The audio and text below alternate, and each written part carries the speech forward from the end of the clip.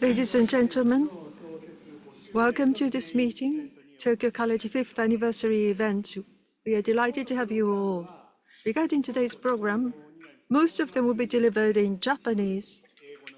Partly, some presentations will be given in English. We have simultaneous interpretation service available, so those of you who are here, you can find a receiver for simultaneous interpretation. You can see channel 1 is for Japanese, channel 2 for English. Choose the channel as necessary. During the English presentation, you can hear the Japanese interpretation, and when I'm speaking Japanese, I'm pretty sure the interpreter is translating into English. Just like ordinary Tokyo College webinar, we have this hybrid conference. And just like our ordinary webinar, there are audiences for the webinar, and we do have interpretation. Use interpretation button, translation button. I have forgotten the name in the Zoom. Choose Japanese or English. And you can enjoy this event in the language you want. And for those of you who don't have Japanese skills, let me repeat what I just said in English. Today's program will be mainly in Japanese, but some lectures will be in English. And we will have a translation, the simultaneous translation from Japanese into English when we are talking about Japanese, and English into Japanese when speakers are talking in English. So for those of you on site, I hope you have already figured out you can use your receiver and set the channel to your favorite language to listen to the translation. And for those of you online, as usual as a Tokyo College webinar, you can select your favorite language through a translation or interpreter button. You can set that to English or Japanese or Nihongo to listen to this program in your favorite language. Okay? So having said that, let me turn back into Japanese.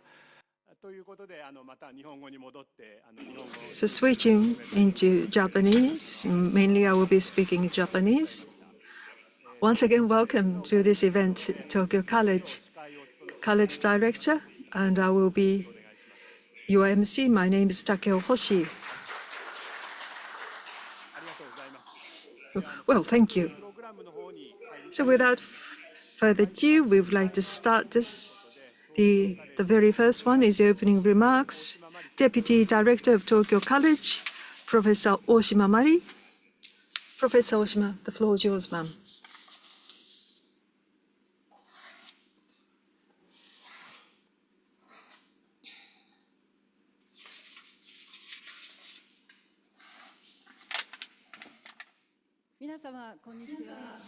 Ladies and gentlemen, good afternoon. As was introduced, my name is OSHIMA Marie, Deputy Director of Tokyo College TC. It's a December day, very, very busy time. Thank you so much for joining us at this 5th anniversary symposium for Tokyo College out of your very, very busy schedules. We have been receiving so much support from all of you. I'd like to take this opportunity to extend our heartfelt gratitude. Tokyo College is an integral part of the University of Tokyo's International Research Institute of Advanced Study, a university-wide organization dedicated to promoting academic excellence and internationalization of research. Established in 2019, Tokyo College serves as a central hub for collaboration between the University of Tokyo, international researchers, and institutions with the aim of advancing academic excellence, fostering interdisciplinary research, and creating and sharing transformative knowledge with society. In its founding year of 2019, Tokyo College began as a small team consisting of the college director, deputy director, and a few staff members. Today, it has grown into an organization with 24 researchers and 12 administrative staff, while hosting a total of 82 visiting scholars from abroad. Many of you may be familiar with Tokyo College through its notable events, such as the appointment of Mr. Jack Ma as a visiting professor, a lecture by Mr. Yoji Yanai, the producer of the film Perfect Days and a key figure at Uniqlo, as well as a talk by Sayaka Murata, an芥agawa Prize-winning author. Other significant contributions include the video series Roundtables on AI and Humanity, which has also garnered attention.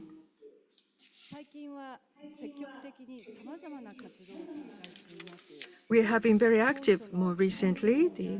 From its inception, Tokyo College has adhered to the foundational philosophy of the joy of discovery and the power of knowledge, and has focused on the research theme, the Earth and Human Society in 2050. In addition to this, we now have 5 key focus areas, with members leading collaborative research and organizing events around each of these themes. Furthermore, the visiting researchers bring fresh perspectives, deepen the research content, provide new insights, and contribute to nurturing young scholars. Tokyo College stands at the forefront within the University of Tokyo in many respects, I believe. For example, it boasts a higher ratio of female faculty and international members, and was among the first to organize online events, smoothly facilitate short-term appointments of international researchers, and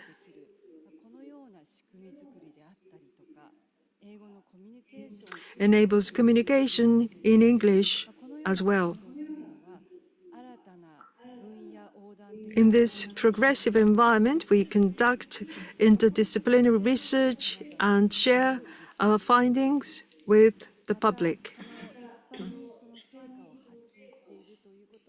We take pride in being a pioneering organization that has preemptively realized the vision of dialogue and spaces for exchange advocated by our university president. Today, as we reflect upon our 5-year journey, I would like to share the direction Tokyo College aims to take in the future. In closing, I extend my heartfelt wishes for your health and success and kindly ask for your continued support. This concludes my very brief remarks. Thank you so much for your kind attention.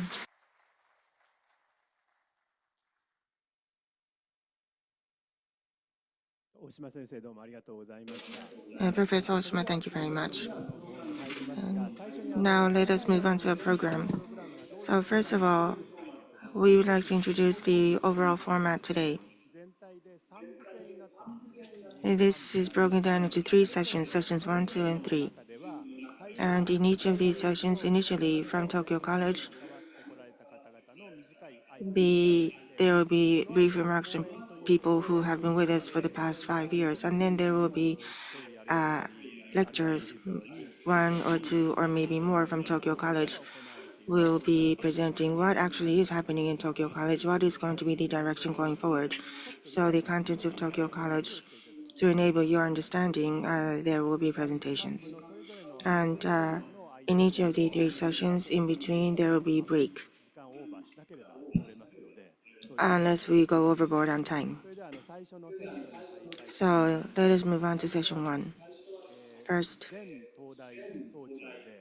the former president of the University of Tokyo and is the person responsible for the establishment of Tokyo College. So I would like to ask Professor Gonokami to say a few remarks. Professor Gonokami, I'm sure many of you are aware, he's a very famous physicist, and he was the former president of Tokyo University. Currently, he is president at RIKEN as well. So, Professor Gonokami, please.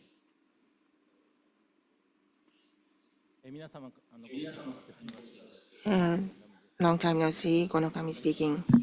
Thank you for your kind introduction. Currently, I am president of RIKEN. So as you can see in these photos, these show the activities of RIKEN. And University of Tokyo and RIKEN has had a very close relationship. There are still cross appointments, and there are professors working at both organizations. So it's not as if there's that much difference from when I was in Tokyo University. I'm still enjoying, maybe more in terms of research management time spent rather than research, but that is what I'm doing now. So here I would like to talk about, as you can see here, the birth of Tokyo College for about 10 minutes. Now, time flies. 10 years. That was in November of 2014 when it was determined that I would become the president. And my life design changed as a result of that. And there was a major change. 10 years ago right now, for 2015 April for the new year, what kind of message are we going to communicate? So we were coming up with this kind of concept with my colleagues. You may have forgotten, but we were to become intellectual professionals. And as quickly as possible, the 6-year policy will need to be announced, we said. So Tokyo University Vision 2020, we announced. So 6 years, that is until 2021. By 2020, we had a discussion with Professor Maehara as well. So it's like very good eyesight as well, 2020. So we decided to call this Vision 2020. And Vision 3, social collaboration, forming the public role of the university in 21st century global society. So that was a huge topic that we announced. To fully utilize the Tokyo University 140 years of outstanding diverse academic knowledge and expand collaborative relationships that transcend borders, cultures, and generational barriers. So when we say collaboration, this is the word I use. And in terms of the actions for social collaboration, to return academic results to society, in order to contribute to the well-being and stable development of humankind, we will contribute to many things. And also international public relations. So that mechanism is going to be communicated from Japan to the rest of the world. And this is what I said when I first became president, that is what we wanted to create. And since then, within the past 10 years, the global issues have become more serious. For example, global warming, compared to 10 years ago. Of course, it hasn't improved. So if you go through Ueno Park, the cherry blossom trees are damaged. And this summer, it was extremely hot. There was a koi fish who has been there for decades. 3 of them were dead. So global warming is a very serious issue right now. And we are running out of time. So within that kind of context, to create and use new intellect to contribute to society, that is what we all need to be conscious of for everyone to do research with that in mind. That is important for University of Tokyo. So at RIKEN as well, the same context applies. At RIKEN, what we are saying is what the researchers want to excel in, that kind of discipline needs to be overlaid with the knowledge required by future generations. And why is that important? So what is the psychological power to create something from null to substance. There has to be curiosity, because otherwise, if there's no curiosity, no one will come up with something that no one's ever thought about. And I was doing basic science, so I know that as well. And in the first year, Professor Kajisa became a Nobel laureate. So, of course, we have to make remarks during in various ceremonies, and also amongst these 6 universities baseball team, I was able to throw the starting ball. So in RIKEN, in physics, I knew Professor Kazuta for a very long time, and he was able to receive the Nobel Prize, and we celebrated as shown. So immediately after that, in the New Year greeting, so that was December 2015 when he became Nobel laureate. So what I try to recall what I said then. This this is extremely epoch-making discovery of neutrino oscillations, which shows that neutrinos have mass. That took 40 years, and huge equipment is utilized. So there had to be very patient support from all of the population. So we wanted to thank everyone for their deep understanding, and so there was praise from all over the world, and we were very active, I remember. And in March of that year, the commencement ceremony for the graduate students, in order for academia to cause paradigm shift that contributes to human society, freedom is extremely important as a prerequisite. So to come up with something from nothing, freedom is required. So how to protect that kind of freedom? So that means that we've not lost the commitment to society and people who understand the necessity of learning. So the contact between university and society is extremely important. So that is what I once again felt with Professor Kajita receiving the Nobel Prize.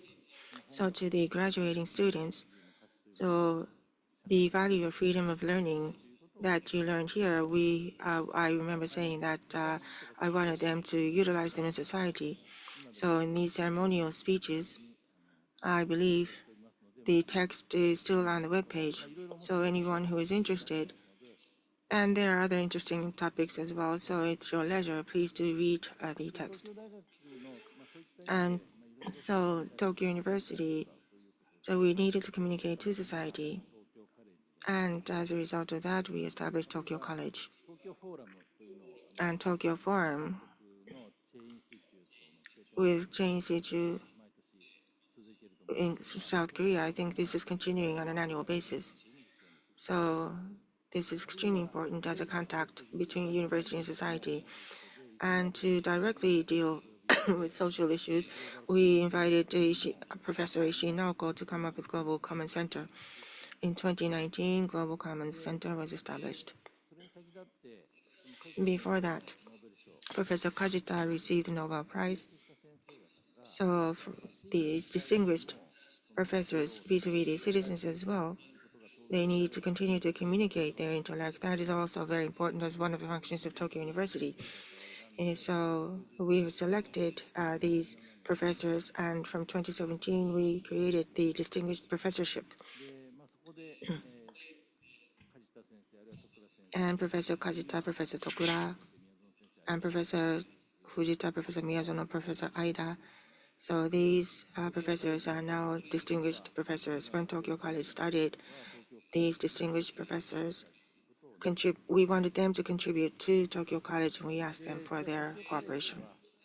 So Tokyo College, now I was talking about 2015, 2016, Global Advisory Board. This started, there was a President Council that Professor Komiyama began. So we would invite many people from many disciplines from overseas to seek for advice to Tokyo University. We changed the name to Global Advisory Board, and we are discussing many things. This was held once a year, and this continues still. Maybe the naming has changed. At the second Global Advisory Board, Professor Haneda, who will be talking later in session 2, was the person responsible, said he wanted to create something like Tokyo College. And we had discussions, we heard from many people about their views. And at that meeting, we decided on the name, Tokyo College. And the following year, at the third Global Advisory Board, we said that we already established Tokyo College, and the advisor said, oh, that quickly, and they praised us on our speed.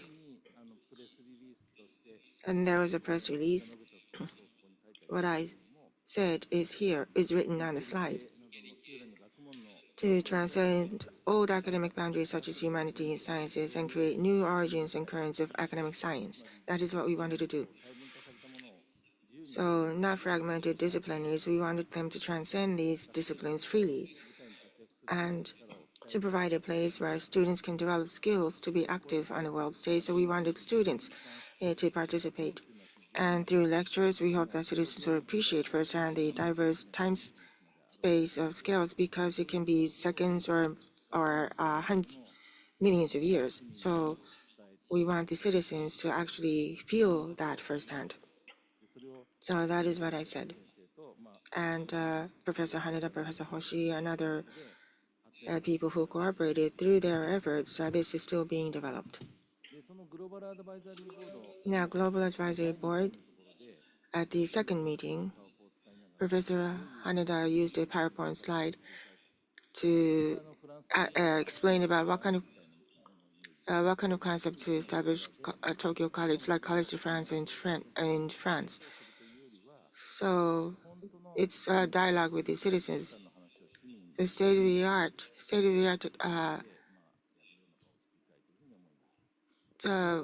subjects will be communicated to the citizens.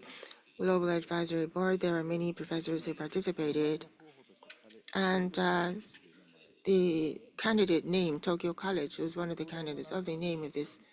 Maybe there were others like Tokyo something or other, but very simply, maybe Tokyo College would be a good name, we thought. We were wondering if this is viable as British English and Oxford English said this was acceptable. So at that point, we decided on the name Tokyo College. So the following year, in 2019, we presented saying that this is what we established and how should we proceed going forward. We received advice on that. That was discussed. So we had discussions at the Global Advisory Board, and that I remember because this had a huge influence on the start of Tokyo College. So these types of new initiatives, how can we communicate to society? We need outside views, global views. And it is extremely important. And the discussions itself is extremely enjoyable. So Tokyo College, a joy of discovery and power of knowledge. So initially at the start, these are the 4 items. So we needed to do this interdisciplinary. And my very old friend, researcher, Professor Leggett, who was the honorary president. Oh, Tokyo College started safely as I just explained. So neutrino presentation was given by Professor Kajita. So how through physics this served to change fundamentally how we view things. That was explained. And February 2020, that was right around when COVID began. So I think this was the last event in person at Yasuda Auditorium, 2019. A Nobel laureate, Professor Goodenough, and Professor Yoshino led to Professor Yoshino's Nobel Prize and Professor Goodenough's discovery at that time. Professor Mizushima, who was at Professor Goodenough's lab was there as well. There were three Nobel laureates, but graduate of our university, and we carried out an event to celebrate him. So this is so I think it was very good that at the start of Tokyo College we were able to have such an event. And I'm looking forward to today's event as well. So how can this be developed up? I think that is all up to you. So I've just set the stage. Maybe I was able to contribute to that. So I wanted to introduce how Tokyo College was born. Thank you very much.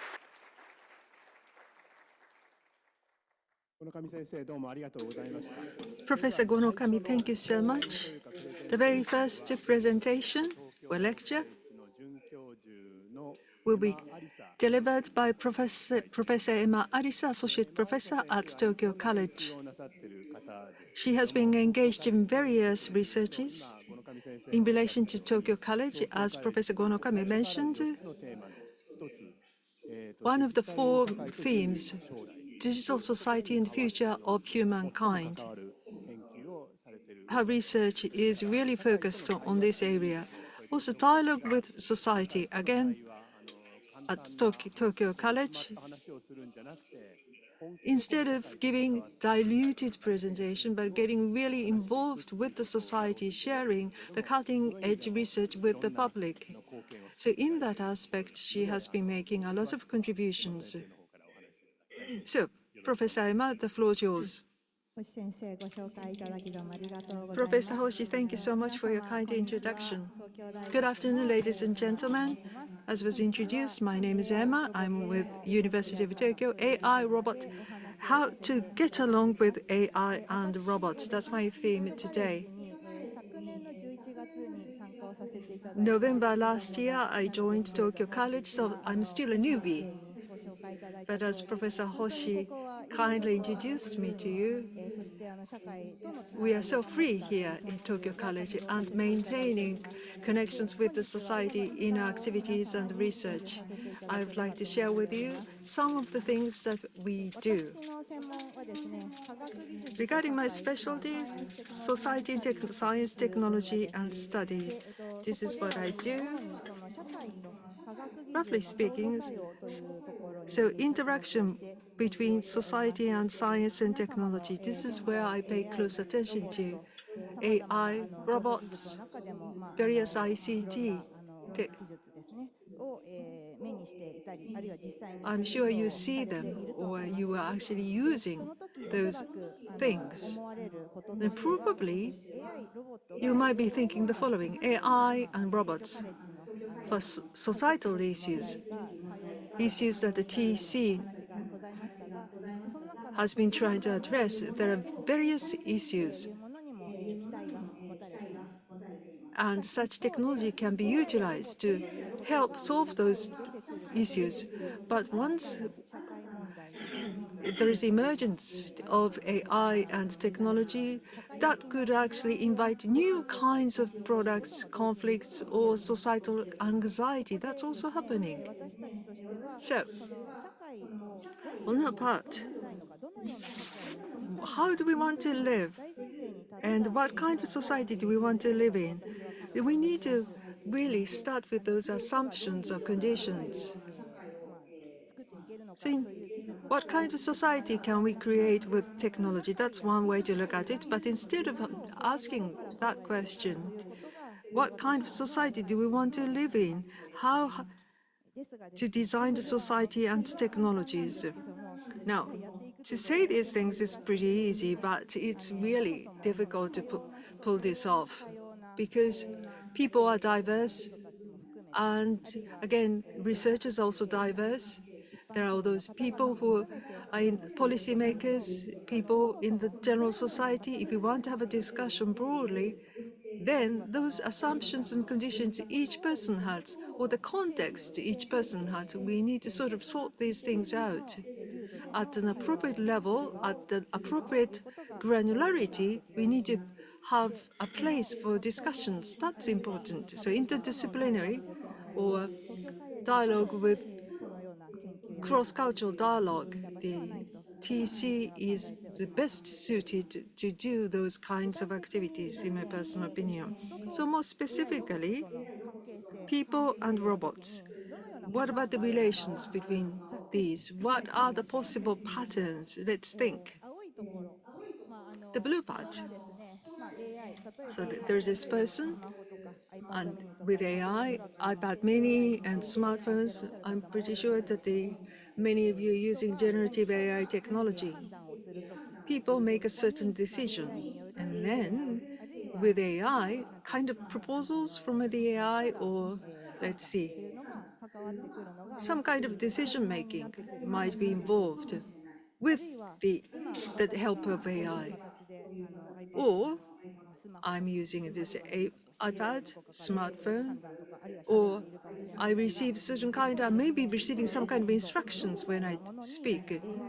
But using robots, people can pilot them, or AI can pilot them, and then have an engagement with the physical society, or fully automated robots. AI is mounted on this robot, and this robot can move freely. Autonomously, this robot can make decisions.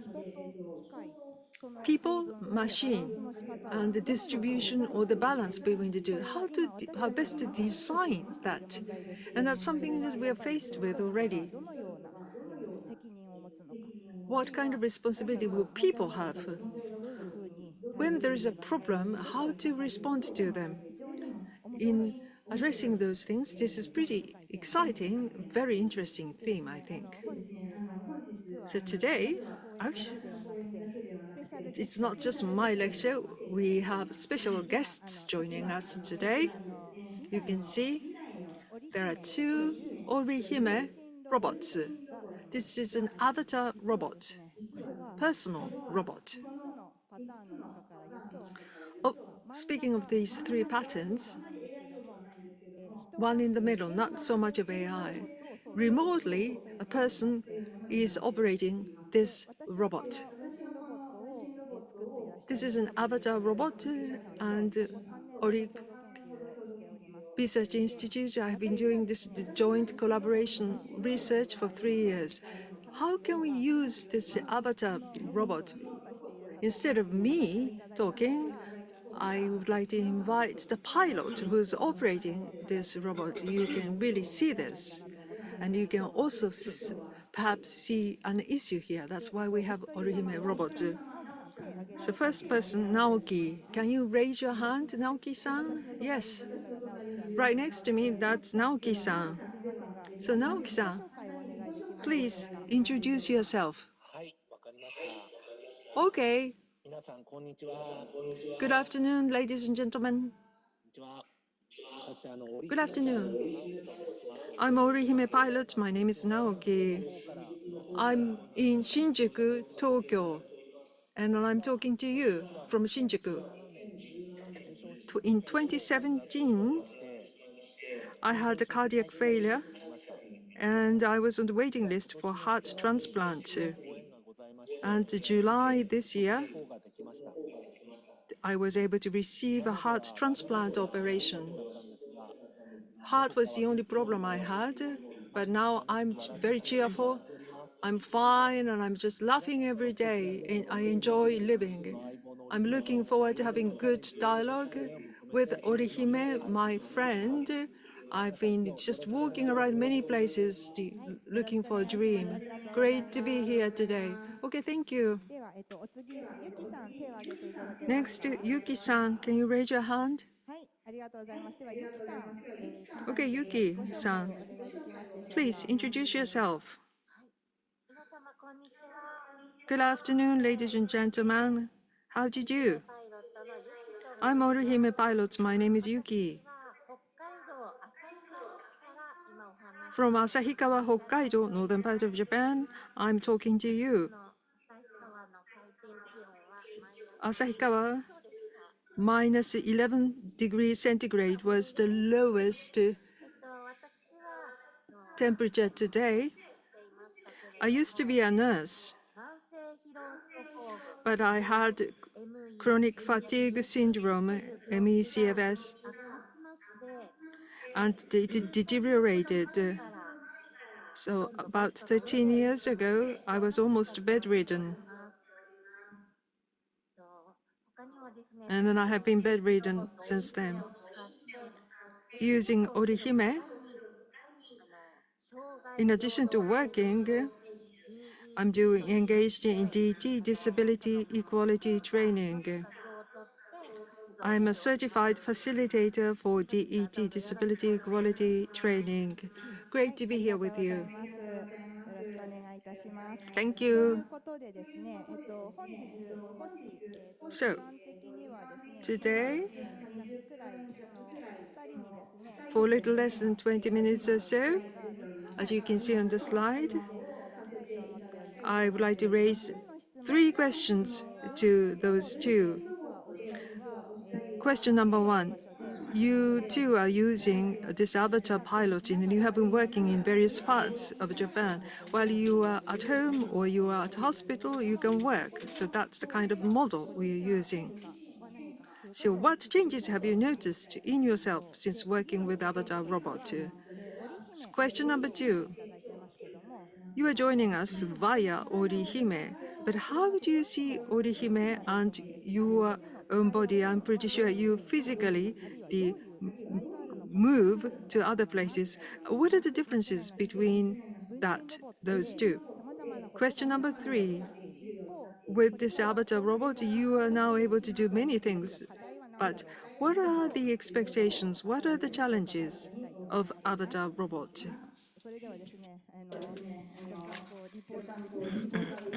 I feel like I'm a reporter. So first, maybe I should stand here. So we would like to hear from the two of them. First, Naoki-san, concerning your first question.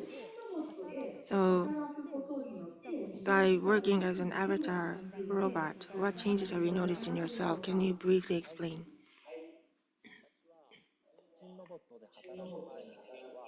Before working with avatar robot, I was sick. So I was very pessimistic. I could only think about bad things. So I was at home, I couldn't talk to anyone. And if I were to speak, I have a wife, but sometimes I would say, why only me? Why am I facing such difficulties? I would always argue, and my wife couldn't do anything. She would just cry. And then it may be more difficult for me to speak to her, and I stayed alone because I was afraid to talk to her. And when I do speak, I will be talking to my physician at the hospital or with the nurse at the hospital or maybe the receptionist. So that was all. And when I went to the hospital, I was always looking down.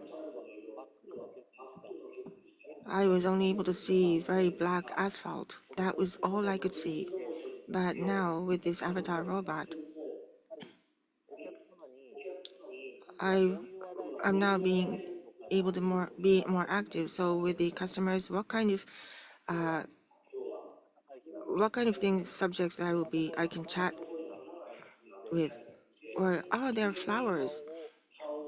So naturally, I find I'm no longer looking down as I walk. I can look up, and I'm always thinking of how I can enjoy talking with my customers and how, if I would say what, how they would be happy. I no longer think about my sickness. So I think the change that I want to speak more with other people. Thank you very much. So if I can supplement, the two of them, they are working in the Avatar Robot Cafe, which is located in Hitotsubashi. And so both work there in the cafe. How about Yuki-san? not only working at the cafe, I think you are doing other work through Avatar Robot. So by working with Avatar Robot and by speaking with other people, if you have noticed any changes in yourself, can you share that with us, please? In my case, if now 13 years have passed since my illness worsened. It's quite long. But now I'm working. I was working, and all of a sudden I couldn't move. And from the following day, I had to leave my job. I was not able to physically move. I was almost bedridden. But my sickness was very unclear. So I'm trying to educate people and organize patient groups.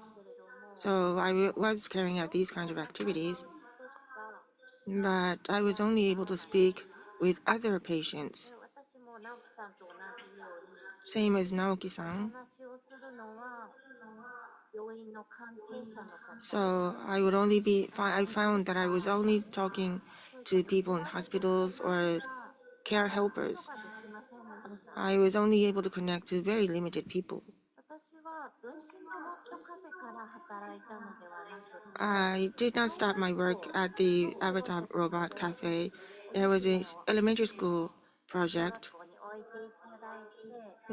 So we had OriHime in the elementary schools, and this was used to communicate with the elementary school children.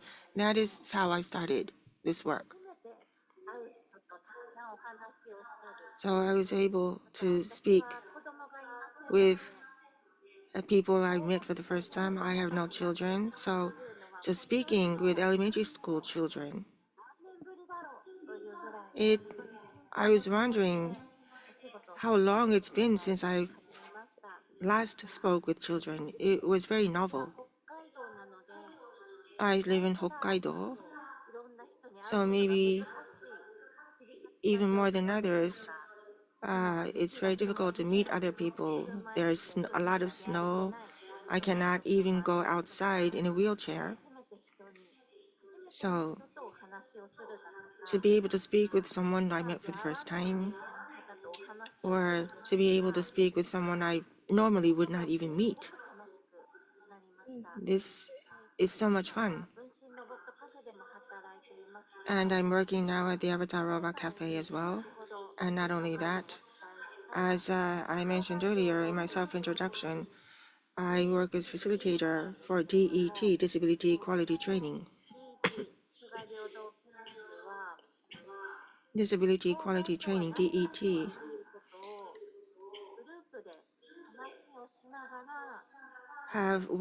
that is where we have discussions about disabilities per se within the group. So there are group discussions. So the disability model, so this is kind of discovery type of learning workshop where people will be able to realize what actually disability is. And there as well, I have opportunities to speak with people I met for the first time. We can share various different diverse ways of thinking, and I feel that my world is expanding. So this kind of experience is a huge change for me.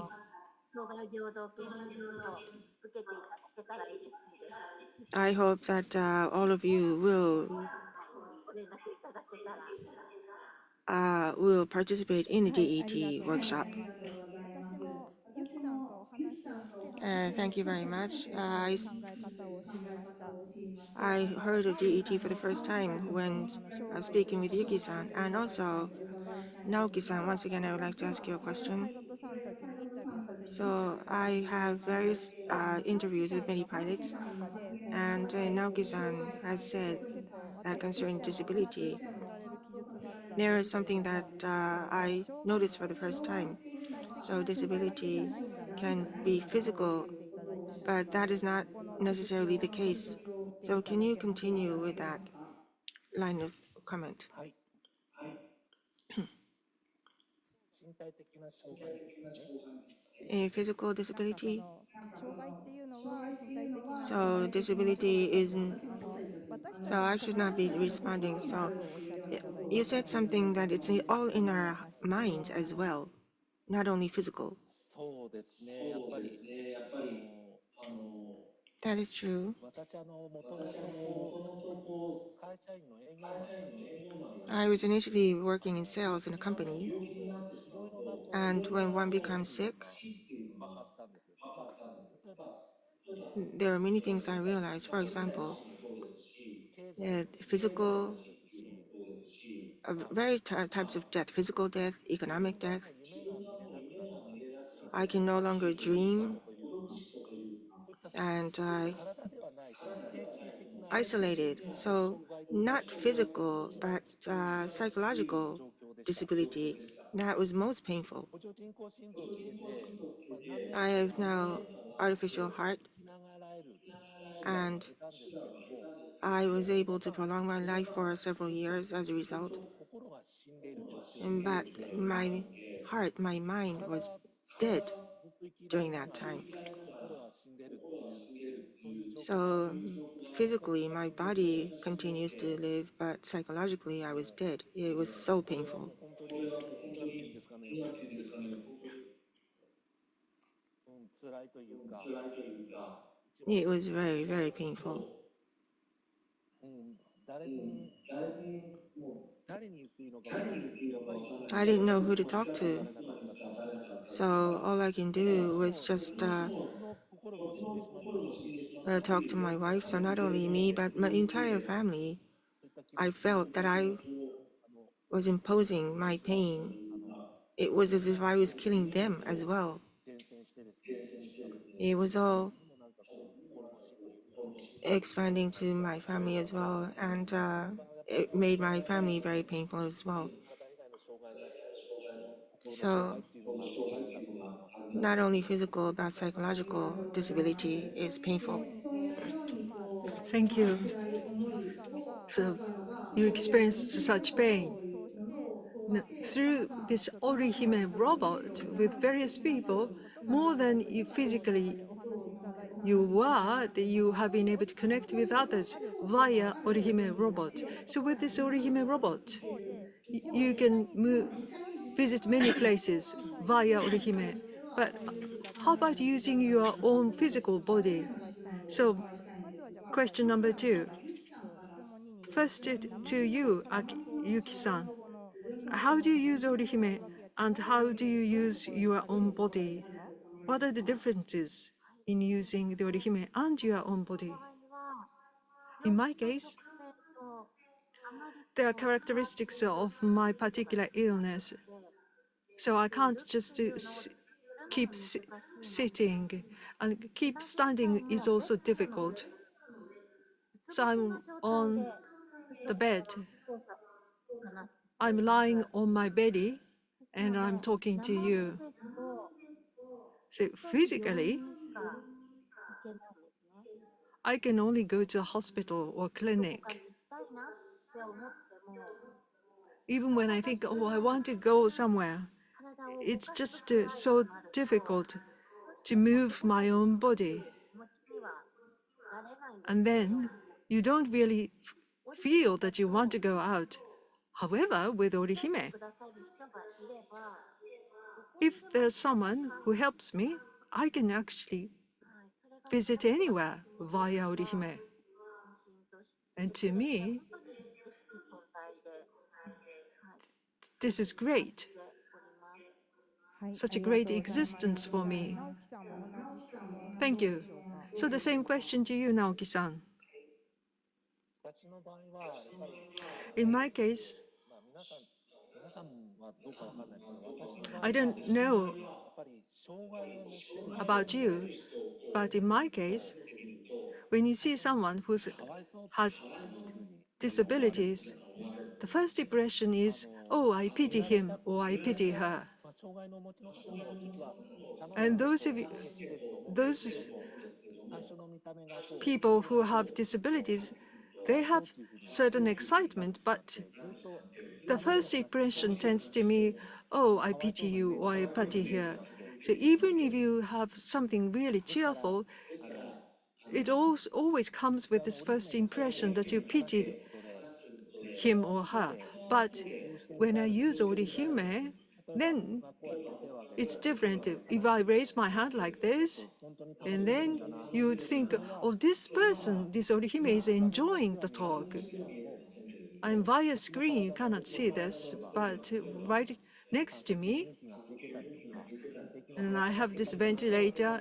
I may have connected to the drip connected to my vein. You might pity me when you see this, but through OriHime, when you talk like this, on the listener's side, I think it'll be different.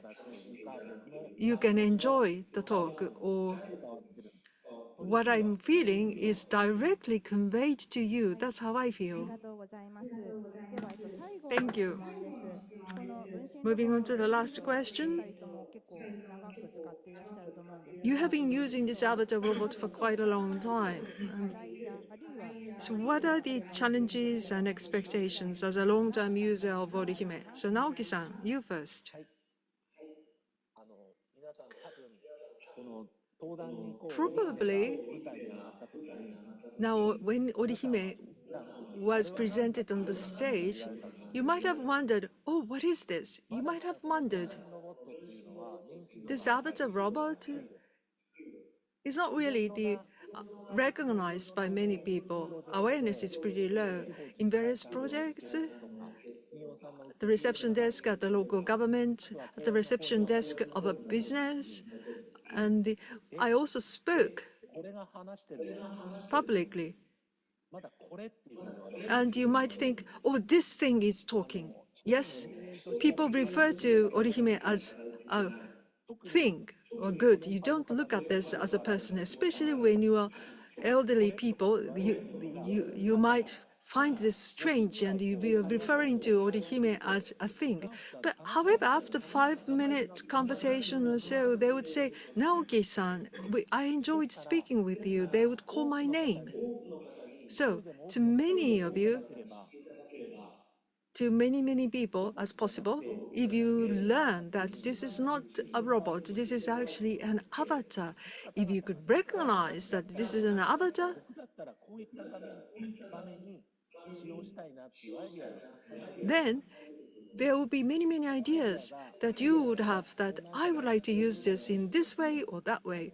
For people with 歩む道 disabilities, をまた知らせてくれるんじゃないかなというふうに思ってます。 I think ですか that ら those より多 different くの ideas 方に would 知ってい shed ただきたい light on what we can do with these people. So I hope that as many はい、ありがとうご of ざい you ま as す。possible ゆき will さん、お learn 願い more いた about します。 Orihime. Okay, Yuki-san, 私 your も turn. 同じく直樹さんと同じように、Just like 織姫をも Naoki-san, っと知っていただきたいなっていうふうに I'd 思ってま like す。you to learn そ more れが about 一番の課 Orihime. 題じゃないかなというふうに I 思い think まし that's て、the biggest challenge. 今、織姫パイロットで働いている私たちですけれ At, ども、we are パイロッ working トの at ポジションに Orihime なった時に、 pilot どれだけたくさんの人 as が応募 pilots. するかって想像がつかないのではないかなと思 I うんです can't けれど really, も、you can't really imagine how まあ、many people 10 will 倍以上 apply for this. But 多 I've いと10 heard 倍、that それく 10 らい times 外 as 部から many or 20 times as many people want to become pilots. There are those people who have difficulties going out, but they still 働 want to けてい work. ない状況だと And 思 at the うんです。 moment, they are unable to work. 今、 I 人 think 手不 that's the 足の問 situation. 題も言われていますけれども、 Worker shortage is a 人手不 problem 足 that が we ありな hear. がら働きたい Despite the 人が worker 働け shortage, ていない。 there are many people who なので、cannot get い the ろ job. んな方にこの織姫を So 知っ to てい many ただい people, て、 I've like 働きたい人 many が people to know 働き more たい about 人が必 OriHime 要 so だ that なん those だ people who と want to い get a う job, 選択肢を皆様にもどんどん作っていただきたいなっていうふう I に hope you will come up with those options to give options to people はい、who あ want り to がとう work ござ at い the ます。moment who cannot work. それではですね、多分 Thank 皆 you. さんももっともっといろんなことをお伺いしたいなと思うんですが、 I'm 時 sure 間 you の have 限 many more りがありますの questions, で、今日は but これま the でという time こ is とで、ゆき limited. さん、直樹 So さ I'd ん、ど like う to もあり wrap がと up. うございました。 So Yuki-san, Naoki-san, thank you so much. はい、ゆきさん、直樹さん、じゃあ、ログオフしてい Yuki-san, ただいても Naoki-san, 構いませんの okay, で、あ you りが can とうご log ざい off まし if た。は that's okay. い、Thank you. はい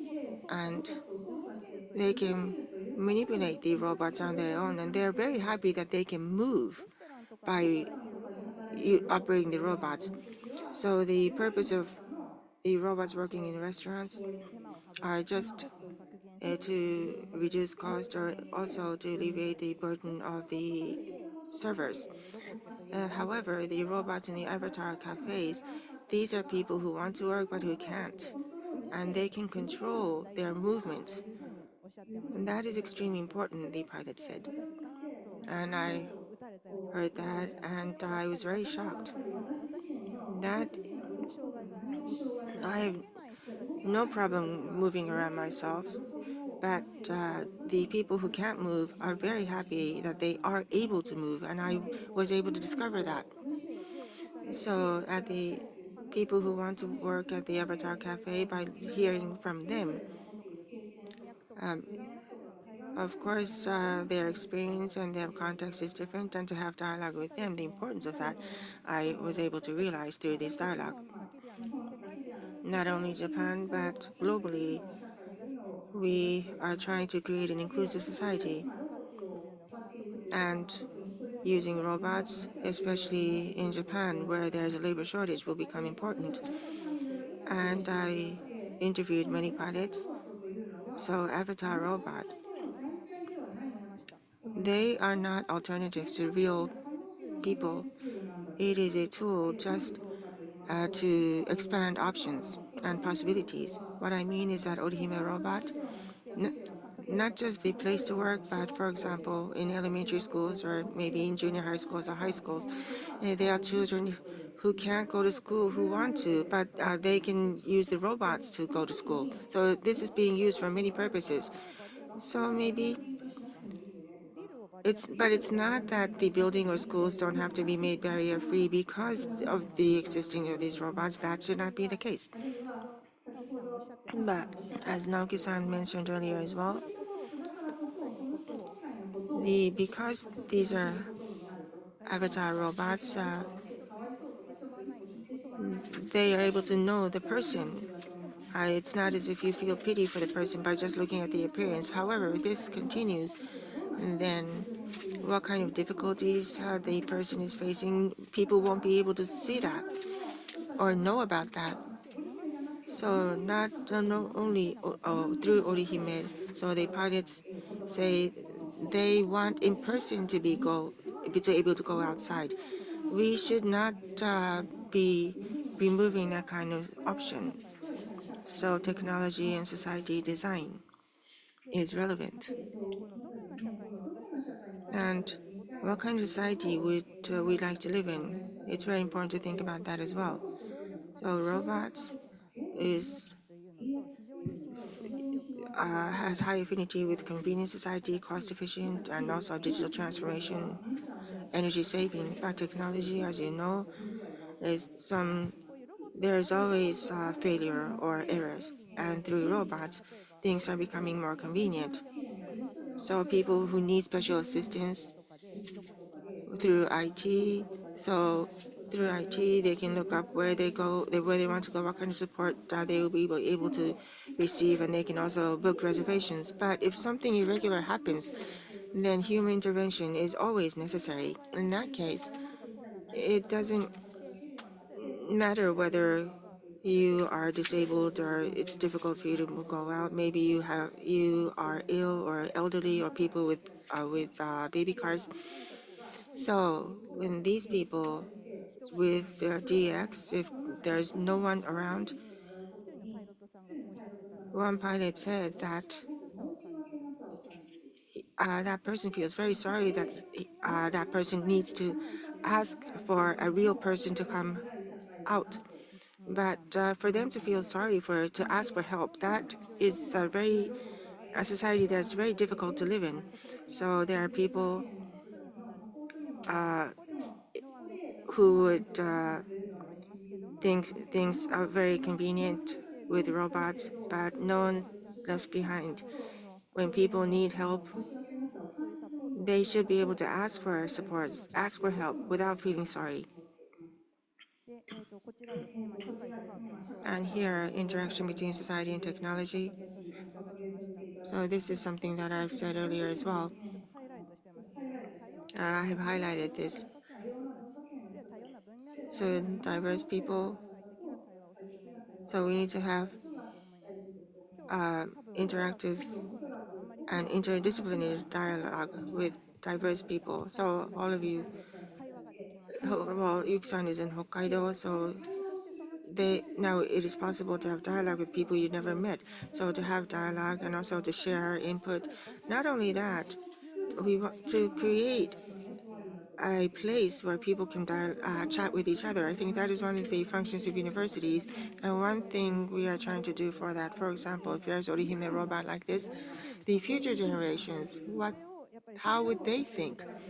We need to look at that as well. When we say stakeholders, the people who participate in the discussions of people who are interested in that kind of discussion. However, it's these current children who will be building the future. So what they think, what kind of future society they have in mind, we need to hear from them as well.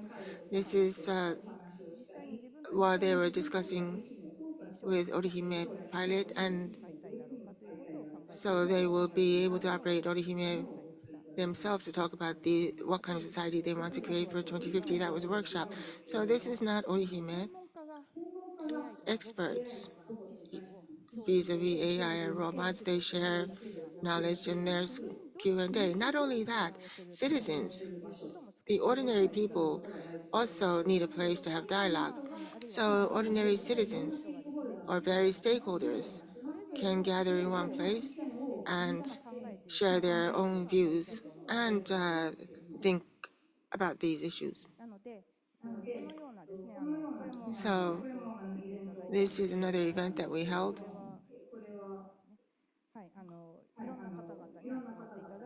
So there were many diverse people who came and we discussed generative AI and facial recognition as well, and there was input from experts, and also there was discussion amongst the citizens as well, and the policy makers will hear from them and can discuss. So I think this is possible because we are a university. So within Tokyo College, we would like to have more such opportunities. For example, these events in Japan, Nigeria, Germany, India, Bolivia, Mexico. So this has been held in many places by using the same framework to try to hear what people are saying. So I think it is due to Tokyo College that we are able to have this kind of international efforts as well. Sorry, I ran overboard on time. This is all from me. Thank you very much.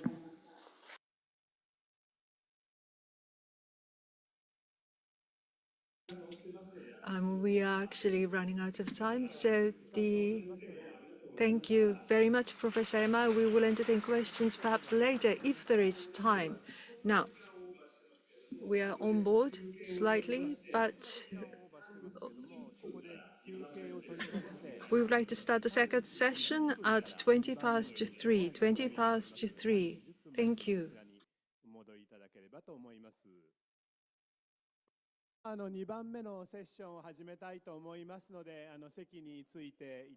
We would like to start the second session. Please kindly take your seats. We have shortened the break. I think we are now right on track, so please take your seat. Regarding the second session, first, one of the founders of Tokyo College, and also for the first 5 years, he served as director of Tokyo College.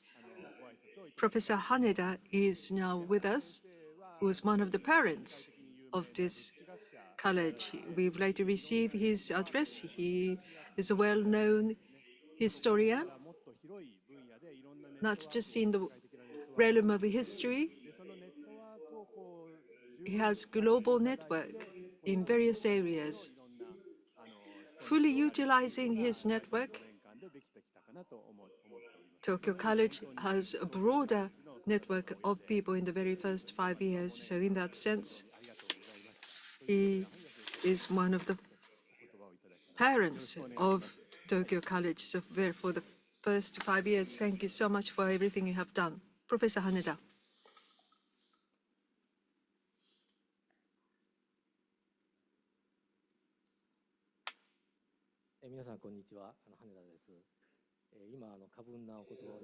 Good afternoon, ladies and gentlemen. I'm Haneda. That was really too much of an introduction, such kind words. You will know that was not the case. So 10 minutes or so, let me share with you what I have in my mind. First of all, I would like to extend my heartfelt congratulations on Tokyo College 5th anniversary. But as Professor Hoshi kindly mentioned, February 1st, 2019, since the founding, and until the end of March, 5 years and 2 months, I served as director of Tokyo College. So my remarks might sound like I'm congratulating myself. But that's not my intention at all. The fact that Tokyo College has reached its 5th anniversary is thanks to everyone, including all of you who are here, who have been involved in activities up to now, including all of you who are here today. And that's something that I'd like to underscore at this moment. It's the result of all of us sharing ideas and working creatively, constructively to make this a meaningful, innovative, and attractive academic organization. It's precisely this collective effort that allows us to celebrate today. I was merely one of them. I'd like to share with you some photos. First, this was taken on the February 1st, 2019. The day Tokyo College was established, on that very day this photo was taken. I was serving as the executive director and vice president and would begin my role as the college director on the same day. And Professor Gonokami already talked about this. Right next to me, and Professor Tokura is holding this plate. Starting from this today, he became concurrent faculty member of the college. So surrounding the 5 administrative staff are shown, who were responsible for the various logistical tasks required to establish the college. They are not Tokyo College workers, but from the headquarters, because Tokyo College existed only on paper. There was not even an administrative office, no people. This is the second photo. April 2019, Tokyo College began full-scale operations, and it was taken on the day I'm in the middle. And today, the 2 deputy directors are on both sides, and the rest are administrative staff, Tokyo College administrative staff. Some were part-time, some were dedicated, 6 administrative staff. And in addition to them, there are those people who helped establish Tokyo College. You can see this is such a small organization. 3 of us, the deputy directors and director, are researchers, but that's all in terms of researchers. Now, the third photo, it was taken in April 2023. About 4 years after the founding of college. It was taken also in the month of April. And there were people who were unable to attend, so this is not everyone. But you can see there has been a significant increase of the people. Many of them are researchers who came from both Japan and abroad, particularly from overseas. Some of you who are joining us today are also in the photo. And it's exceeding 25. And you can see the administrative staff as well, including the part-timers, more than 10 staff. I don't know how it is now, but 1 year, 10 months have passed. So the people who belong to Tokyo College, I'm sure it's more than what's shown. 2023 photo and 2019 photo, if you compare the 2 pictures, in addition to more people, you can see the high degree of mobility. The only individuals present in both photos are myself and Takahira-san, who is holding this red umbrella. The rest, all these people have gone. There is a rotation of administrative staff, so that's inevitable, but over these 4 years, other than these people who are shown on the photos, more researchers visited Tokyo College, stayed here, delivered lectures, conducted research, gained new ideas for their work through dialogues with the college's researchers before moving on to the next phases of activities around the world. So many individuals, including those not pictured, have contributed to Tokyo College's growth in their respective roles. As the former college director, I'm truly grateful from the bottom of my heart for all their efforts. Now, Professor Emma, I heard from the middle of her presentation, but one of Tokyo College's missions is sharing of knowledge with society. This entails approaching various issues of the modern world from multifaceted, interdisciplinary perspectives to comprehensively understand their complex and multi-layered nature, and to consider future developments and solutions to challenges together with students and the broader public, while Professor Emma has already been doing. Now, this may sound simple, it's far from easy. In addition to the difficulty of selecting appropriate themes, careful attention must be paid to interdisciplinary perspectives and the diversity of participants. However, when panels are organized effectively, they can facilitate very interesting exchanges of information and opinions, often receiving positive feedback from participants and audiences. During my tenure as director, I worked hard to realize as many roundtable discussions in this category. There are many projects. I wish I could just share with you all of them because I'm so passionate about them. But with the restraint of time, let me just introduce three of them. The first one, Professor Hoshi, you have been active since then,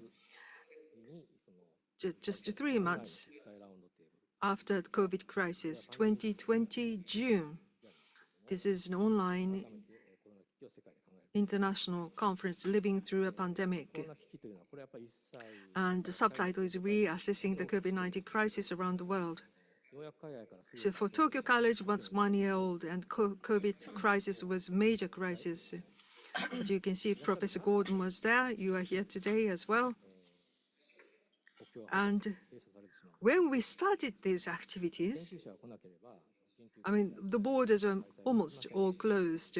Without researchers, you can't really hold any workshops or lectures. To address this, we reached out to researchers who had already visited Tokyo College in its first year and organized an online roundtable discussion. What was then a relatively novel online conferencing system connecting Princeton, Dublin, Stockholm, Tübingen, Seoul, and Tokyo. And the platform enabled participants to exchange information, opinions on the state of COVID-19, political, economic, social conditions in each region where the world might be heading in the future. So you can see this COVID-19 differing responses to the COVID-19 across countries, as well as subtle differences in researchers' analysis of the situation and the future looks. Highly meaningful discussion. So it started from 9 to 11 p.m. Japan time to account for time zones. I vividly recall a vague sense of anxiety from that time, as well as the palpable enthusiasm to accomplish something unique and significant. It was just 3 months into the COVID crisis. So the second event was a series of roundtable discussions on AI, spanning 4 sessions from AI times Go times humanity in the spring of 2022 to AI and creativity in the summer 2024. You have already heard from Professor Emma. Understanding AI correctly is essential in the modern world. However, many people still lack sufficient knowledge about what AI is, what it can achieve, what challenges it poses, and how we should engage with it. So to address this, we invited a variety of participants, including AI specialists. There are various kinds of AI specialists and professional Go players who leverage AI, and the pianist with a strong interest in AI to create a forum for people from different fields to discuss various issues related to AI. It was held in Japan, so held in Japanese, the English version. We came up with the English version by translating them. In the fourth roundtable, Professor Emma also participated. Down right, you can see Professor Emma, this was the fourth, Mino-san and other participated as well.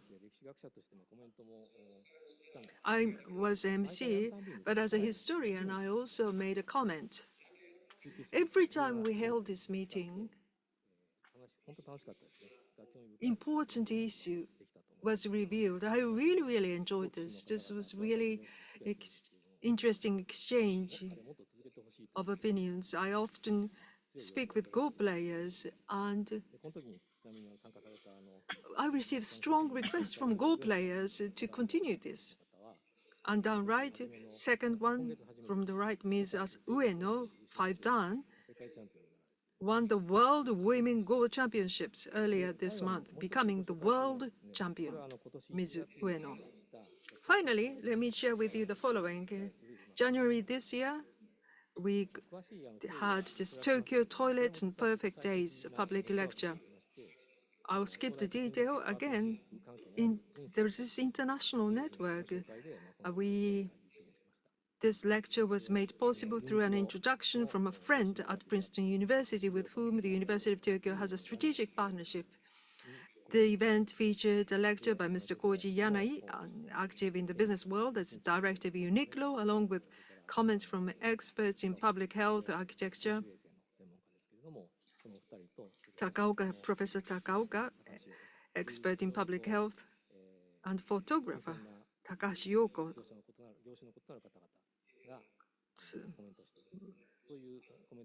Refreshing mix of experts offered comments and had lively questions and discussions with the audience. Beginning of this year, the pandemic had ended, so this is in-person meeting, just like in-person meeting we are holding today. As many of you might know, Mr. Yanai commissioned architects and artists to build 17 unique public toilets in Shibuya Ward. While he initially thought these artistic toilet facilities would be treated with care, the left-hand side, you can see what he commissioned. He thought they would be treated with care, but it turned out that they became quite dirty, placing a heavy burden on the cleaning staff. Driven by his desire to address this issue and to shed light on the efforts of the cleaning staff, he conceived the idea of producing a film 1 year ago. This movie, Perfect Days, released. Yakusho Koji won the award as a major actor, the male actor at Cannes Film Festival. So he talked about this, we received comments, and there are comments received from the audience. There are so many questions, it was a really lively discussion. After the event, Mr. Yanai said he didn't expect this to be such an interesting, valuable experience. He really, really enjoyed it. That was impressive to me. And these are just a few examples, but they highlight Tokyo College's distinctive and meaningful role organizing interdisciplinary dialogue that are not confined to narrow definitions of expertise of researchers. The unique ability to bring together unconventional and novel combinations is one of Tokyo College's defining characteristics. And it has the essential mission of supporting its researchers in producing excellent individual achievements and quickly sharing the latest research findings from outstanding domestic and international scholars with students and the public. However, if limited to specific disciplines, these activities can be achieved by existing departments. If you are in the scientific, that you can do so. If it's humanities departments, they can do so. But what makes Tokyo College unique, in my view, is its ability to leverage the interdisciplinary and holistic perspective of a comprehensive university. University of Tokyo share this perspective with a wide audience and involve individuals who may not usually have close ties to universities, collaborating with them to generate new knowledge. In any case, I think you share the same impressive if you look at over the past 5 years, Tokyo College has been a flexible and dynamic organization, unbound by precedents or conventions. I hope it will remain this way in the future. It's located within the University of Tokyo, but I encourage Tokyo College to make the most of its privileged environment within the University of Tokyo to take on new challenges that no other institutions can attempt to continue sharing this fascination of academia and research with society. I have high expectations for its future endeavors, and congratulations once again on this special occasion. Thank you. Now, Professor Haneda, he has been given the award of cultural merit last month, and as Tokyo College, we wanted to show our appreciation. This is a very good opportunity. So the following speaker, Dr. Andrew Gordon, would like to present a bouquet of flowers. With this, we would like to express our appreciation.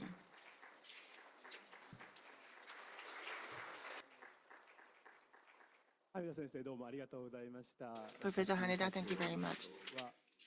So after the photo,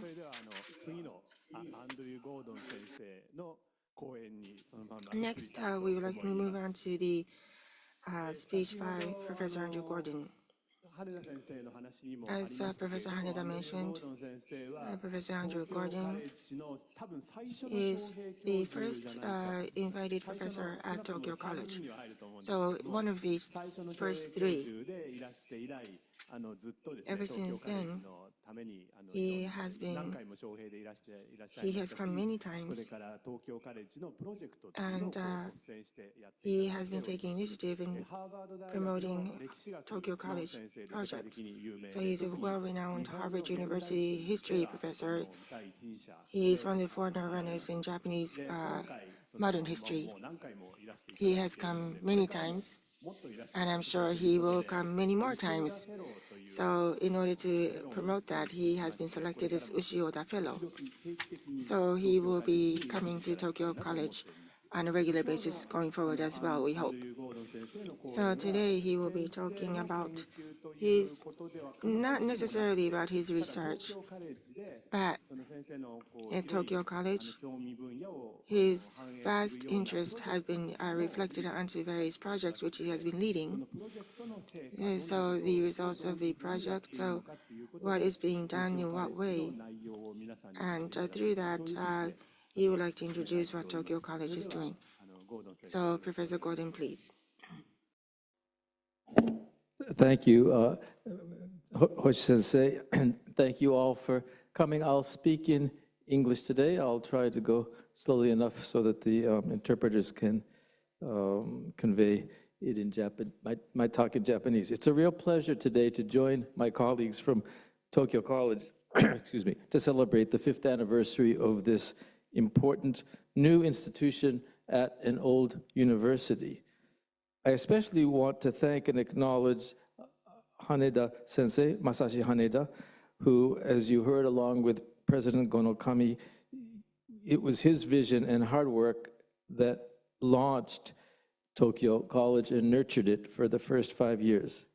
In relation to my own discipline as a historian, I owe Haneda Sensei a debt of gratitude for his long career and pioneering efforts, especially in charting a path towards a global history, the practice of global history, through his wonderful book, Towards a New Global History, Shin Sekai Shi-e, I think is the Japanese title, and which I recommend to my students and many others. I also want to thank Haneda Sensei and his colleagues for their wonderful 20-volume manga series of of world history, which I recommend to all of you. My wife has read all 20 volumes and tells me that it was much more interesting and enriching than the history she studied in high school or college, and it stimulated some great conversations between us, especially when she became very angry at the story of Western expansion and imperialism, and I somehow took some of the blame for that. But thank you. We are all in Haneda Sensei's debt for his efforts in founding and leading Tokyo College. I also want to thank Takeo HOSHI sensei for carrying forward Haneda sensei's vision as the second and current Tokyo College director. I also want to thank all the researchers, from grad students to postdocs to Tokyo College professors, as well as the many visiting professors I've been fortunate to get to know or renew acquaintance with during my own visits. Especially the members of the Heritage Studies Group, the project, as Hoshi Sensei said, that I'll be introducing further today. I want to give a particular shout out to Yuki Terada, now a Tokyo College assistant professor, who has offered both her own thoughtful commentary and work in progress to our group, but handled the various logistic aspects of our activities. And finally, I want to thank all the terrific staff at Tokyo College who have made the arrangements for my visits so easy and have so effectively supported me while I've been here, especially, I have to say, during the first months of the pandemic. Now, my short talk today is anchored in 3 key words: flexibility, curiosity, and serendipity. And I'll touch on them all as we go along. I think these, and you heard about curiosity from President Gonokami, I think, earlier. I think these are the defining virtues of Tokyo College, and indeed of any significant intellectual undertaking. I want to offer a related word at the outset about the subtitle of my talk, the value and power of a work in progress. Work in progress might sound like a critical comment. It usually refers to something rough, something incomplete, a project that's proceeding by trial and error. But to me, this phrase refers to something deserving of praise. A work in progress is something that's flexible, that allows for unexpected connections to be built. That is serendipity. And that, in the case of Tokyo College, is marked by an extraordinary degree of curiosity. So let me offer a few words on how I became connected to Tokyo College. It began with serendipity, as I had the occasion to meet Haneda Sensei on completely unrelated business, institutional connections between Tokyo University and another very old university, Harvard, and an old institute there, almost 100 years old, of Asian studies, the Harvard Yensing Institute, where I was the acting director. He was the vice president for international things. And as we were meeting, he told me in passing about Tokyo College. I think it was January 2019, so that was a month before Tokyo College was founded. And he said, did I have any plans to come to Japan for research? And he mentioned the possibility of a visiting affiliation. Well, I had been planning to come the next winter of 2020 for a few months to Japan, and had been planning to ask to be connected to another old and wonderful entity at Tokyo University, Shaken, the Institute of Social Sciences. And I'm sure that would have been fine, and it was a place I was familiar with and I had affiliated in the past. But when he described his vision for Tokyo College, I thought this would be a special opportunity to be part of something new. And so that serendipity of having that conversation brought me to Tokyo College the next winter. So I arrived as a visiting professor in January of 2020. The timing was not great for traveling in general. As you remember, the pandemic was unfolding at that moment, and it hit Japan with relatively full force by March of 2020. It greatly restricted my own research plans, which involved a lot of traveling in Japan. But I think ironically, I think serendipity is too strong of a word, but at least ironically, the launch of Tokyo University was somewhat aided by the pandemic. I think it helped Tokyo College build intellectual community, at least as I observed it at that moment. Here we all were, people who had been assembled to interact productively, and we were denied the chance to do that in person. We were all stranded in our apartments. But because of the character of Tokyo College, which is a research institute and not a teaching unit, we had time to do research, but we couldn't go out and do it very easily. And one of our members, Professor Esbach Sabo, was stranded back in Germany. All of us were desperate for a way to engage in discussions of topics other than the question that everybody was thinking about, which is how can I protect myself from COVID? I mean, we all were worried about that too, but we wanted to have other conversations. And so Tokyo College provided a context to have a really rich set of Zoom-based inquiries, both on our own research projects, exchanging ideas, and on understanding the pandemic itself. As you saw from what Haneda Sensei showed, one or two of his slides, some of those events. The new institute and its members showed tremendous flexibility in adapting to this new mode of interacting. That extended moment was also marked by the extraordinary curiosity of the members of the Tokyo College community, trying to make sense of what was happening at the same time that we pursued our own studies. It was a formative time that spanned a formative span of time that generated a set of collaborative interactive practices that has continued, I think, even as we have returned primarily to in-person interactions. And that definitely is the case with the Heritage Studies group that I later initiated, and I'll describe in a few moments. First, I want to say a few words about my own research and how it led me to this Heritage Studies endeavor.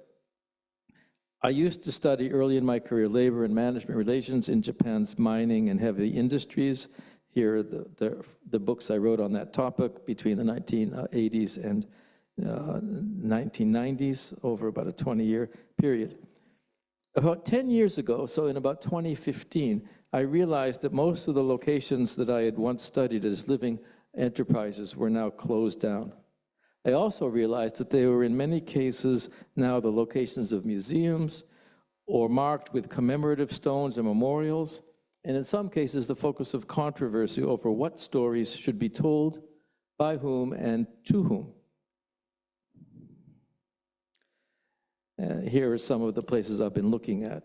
At the apex of recognition and controversy stood UNESCO, an organization, as you know, founded by the United Nations that has a complex process of designating places as World Heritage Sites. And one of them is a set of locations in Kyushu, the Meiji Industrial World Heritage Sites, mainly in Kyushu, that I did manage to visit here in 2020, February, before travel restrictions of the pandemic set in. I became fascinated by the process by which places of industrial activity, as they declined or closed down, became understood as places of heritage. And I began to study that. So therefore,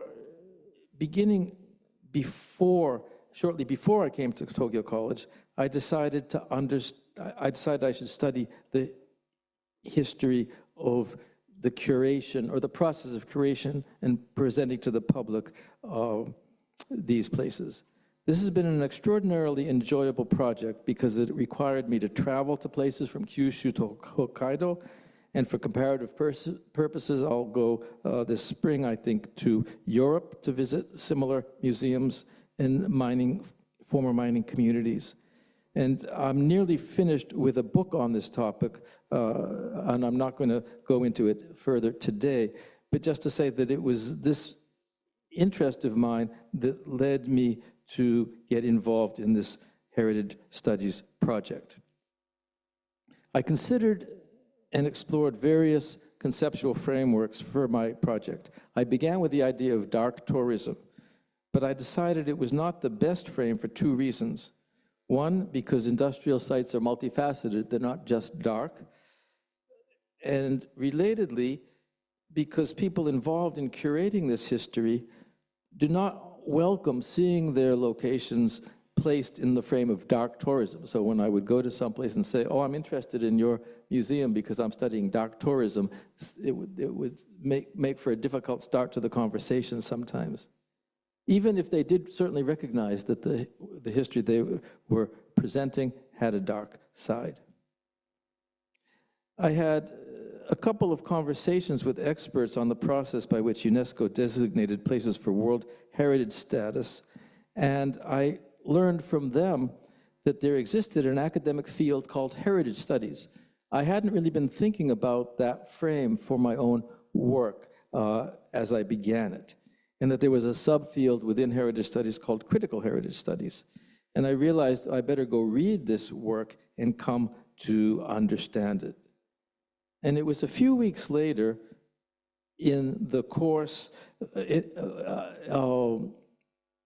this was in the spring of 2023. I had been at Tokyo College in winter 2020 with limited ability to carry out the project because of the pandemic. And then I had continued to work on it back home in the United States and was able finally to return to Japan and return to Tokyo College in the winter of 2023 as the restrictions on travel had been lifted for the most part or entirely by that time.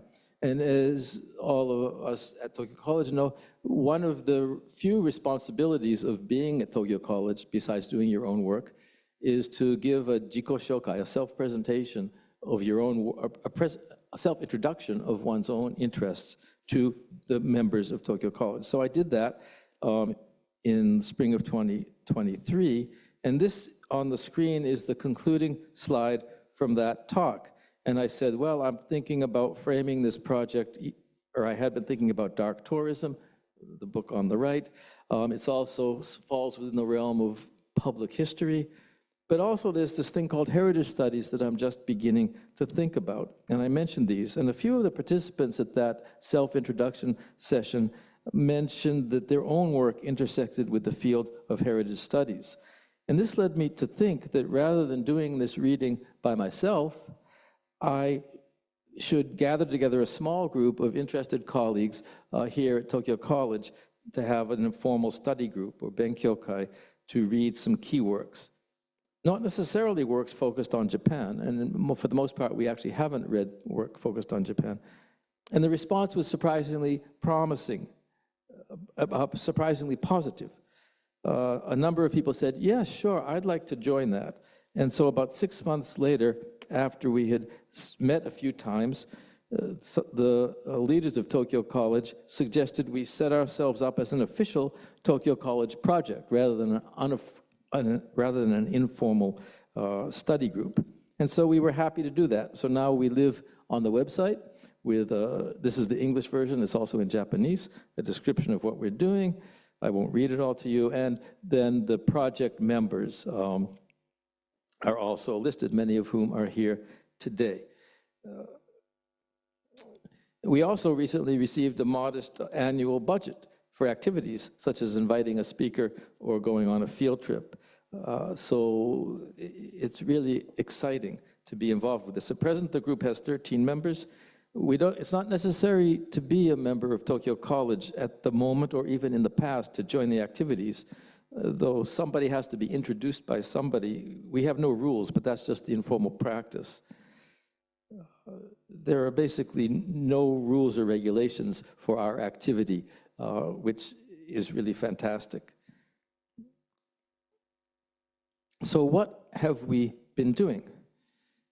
Emails among the I think it was five initially interested members came up with the following goals at the outset, which was in the spring to summer of 2023, so about a year and a half ago.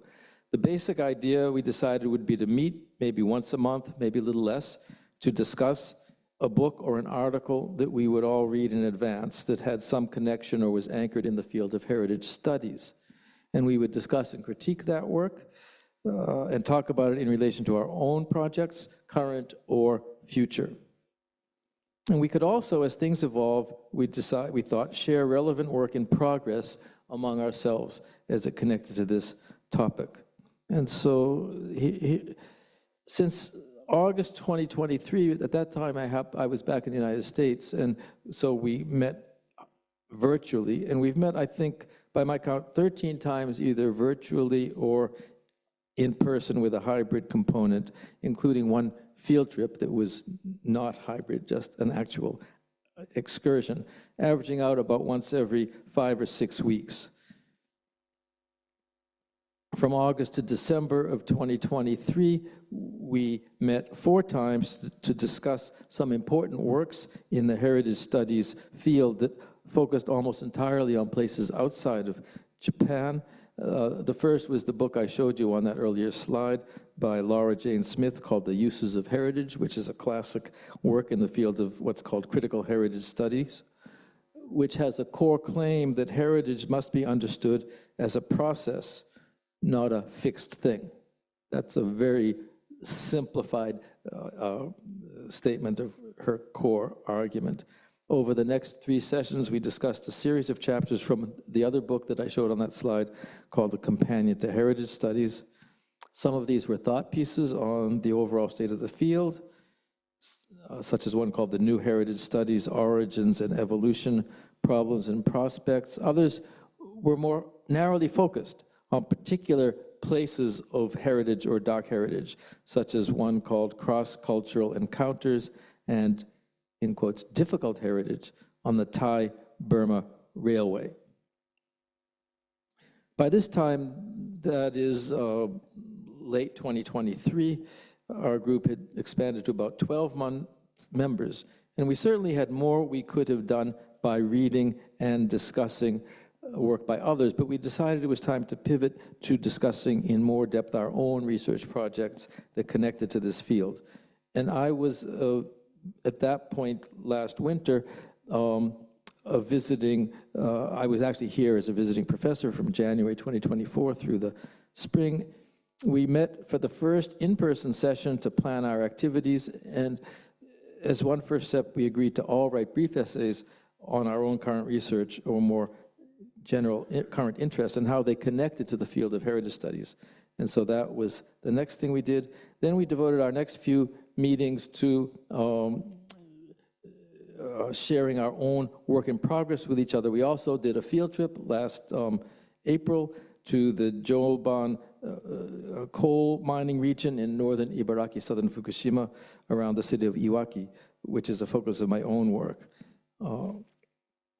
And that was really important because the field of heritage studies focuses importantly or significantly on particular places which people visit for their various reasons, touristic reasons, educational reasons, seeking a connection to their own or someone else's heritage. And members felt exploring the presentation of heritage on the ground would be important.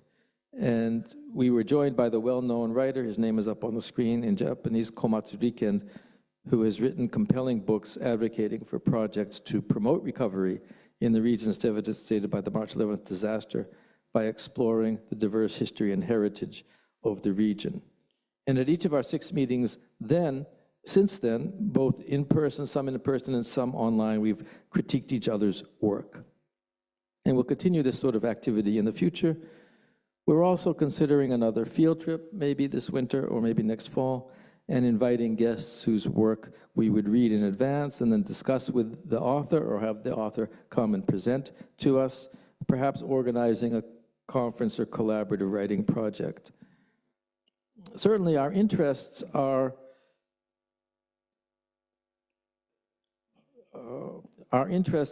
diverse, and the fact that we have coalesced has elements of randomness or serendipity. And this means that we're not coming up with a single unified argument from our collaboration. It's more a catalytic bringing of people together, I think, that's both catalytic for us individually and ought to lead to some valuable collaborative work as well. And I think to some extent, the lack of a specific predetermined destination has been exciting because it left things open as we've been going. So what I want to do now, and I won't do this by using Jinshin Roboto or avatar robots, is let some of the members of the group speak for themselves, as it were, to explain further what this sort of relatively unstructured and open-ended inquiry can offer to participants. And this is just a sampling of thoughts that members sent me I kind of have outsourced this talk by writing a couple of months ago to all the members of the group and say, I'm going to give this talk about our project, and rather than just me saying what it's about, why don't you each send me a few sentences or a paragraph about what you think it's all about? And so partly you could say that's my laziness, but it's also a way to bring in multiple voices. And two things I think come out to me about the value of this type of endeavor that we're engaged in. One is that it's truly interdisciplinary, and our conversations are truly interdisciplinary. And also, and this might be counterintuitive, the members of this group have very different degrees of engagement with our topic, ranging from people who are, the core of what they do, they would define them. If you said, what do you do? You said, they would say, oh, my field is heritage studies. Maybe there's just 2 or 2.5 or 3, depending on how you define it, members of the group whose placement is that. And others who are quite interested, but it's not maybe their main self-definition as a scholar, and those who are less engaged, but interested to learn more. And having that range of degrees of engagement, I think, has been extremely valuable. So I want to start with a couple of the members the two who I think are the most centrally engaged in this. One is a postdoc here, Tamara Meladze, who described in her message to me that this research group is concerned with rethinking heritage as a subjective social process that shapes our relationship with the past, that influences our identities, determines what we choose to forget or remember or memorialize. And we challenge the idea as people who study heritage, we challenge the idea that heritage is a mere material object or historic monument, and explore it as a dynamic performance that constructs cultural and social values and meanings. And this, I think, is, to me, now in my own voice, a core point of the endeavor, and it was a core point of that book by Laura Jane Smith. Within this framework, this is now back to Tamara, we examine heritage from multiple perspectives as a resource that supports livelihoods, also as a complex issue with a darker side, including contested heritage, its uses for political agendas, and the inequalities it may produce. At Tokyo College, and in the context of current global standard challenges like armed conflicts, environmental crises, we find it crucial to explore what all these memorials, historic buildings, artifacts, languages, and museums and traditions that surround us mean in today's world. So that is Tamara's take. Similarly, Voltaire Kang, who's another core member of the group, and the other one whose own, I think, identity as a scholar is most fully grounded in heritage studies. He's actually not a member of Tokyo College, but is here in Tokyo with a research institute connected to the Ministry of Education. I consider heritage studies, Voltaire says, to be an area of study that mainly concerns itself with this thing we call the past, and the hows and whys involved in remembering, preserving, recreating, as well as inventing the past for the present, and it's ostensibly for the future generations. He says that the study of heritage might appear similar to history as an academic field, but history is only one of its components. The study of heritage, and I certainly agree with him, requires approaches, or at least fundamental knowledge from fields such as anthropology, sociology, politics, economics, conflict and war studies, museum studies, and others. So it needs to be and can only be an interdisciplinary study, which is where Voltaire thinks lies the beauty of the heritage studies field. And as a very diverse group with a membership of scholars from various disciplines, the heritage studies group reflects what is ideal, he says, or at least what is basic and necessary for the study of heritage, and finds the diversity and interdisciplinarity of the group refreshing. So as I said, Tamara and Voltaire, I think the two scholars right now in our group whose work most squarely sits in this field. But let me turn to some others who see themselves as engaged less centrally with the field, and I'd put myself in the next circle of people becoming more and more part of the heritage studies world, but maybe sitting most fundamentally somewhere slightly else. Yuki Terada, who I mentioned earlier, her own intellectual identity, I think, is somewhat different. She writes that she appreciates the fact that the group is open for specialists of heritage and non-specialists, because one can get feedback from other angles, but also because the group can be a good place for what she called in-betweeners. She defines this as those who find themselves, an in-betweener is someone who finds themselves between various fields and struggles to find the right place to share their findings. And she notes that the field trip to Iwaki was memorable, especially because even though many of us had no prior knowledge about Iwaki, it offered a platform where everybody in their own field could gain some takeaway from the project. Another person who I'd place in this category of closely engaged but not seeing herself at the heart doing heritage study is Naoko SHIMAZU, who you'll be hearing from in a few minutes. She wrote both of Tokyo College in general and also of heritage studies that the Tokyo College places primary emphasis on creating a space for interdisciplinary thinking and exchange of ideas, and this group exemplifies that, and that the membership of the group is in itself revelatory of the disciplinarity of the college overall. There's a sociologist, Anna Wozni, there's historians, Naoko and myself. There's Naoko Hosokawa, who's a linguist and education specialist. There's David Tilt, who's a legal scholar. Sharon Welch works in comparative literature. Trent Brown is a sociologist, and so on. Then one more voice to bring in, or no, I guess there's two or three more voices. I'll abbreviate some of these a little in the interest of time.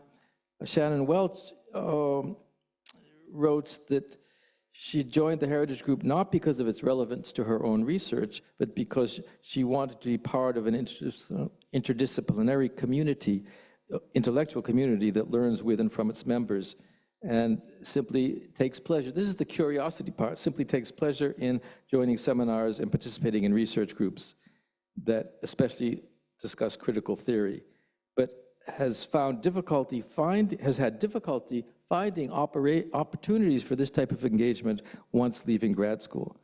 And I think now, stepping back to my own research, this was a really interesting observation, and I think it's true that a lot of us can easily connect beyond our own narrow interests before our interests have narrowed, which is to say, when we're in college, when we're in grad school. And the further we get into our careers, the more we build networks narrowly engaged with the stuff we do mainly, and have less time and space for these type of outreach explorations to different directions. And I think that has been, for me, some of the value of taking part in this group. It's like a little bit stepping back towards an earlier stage of my own career.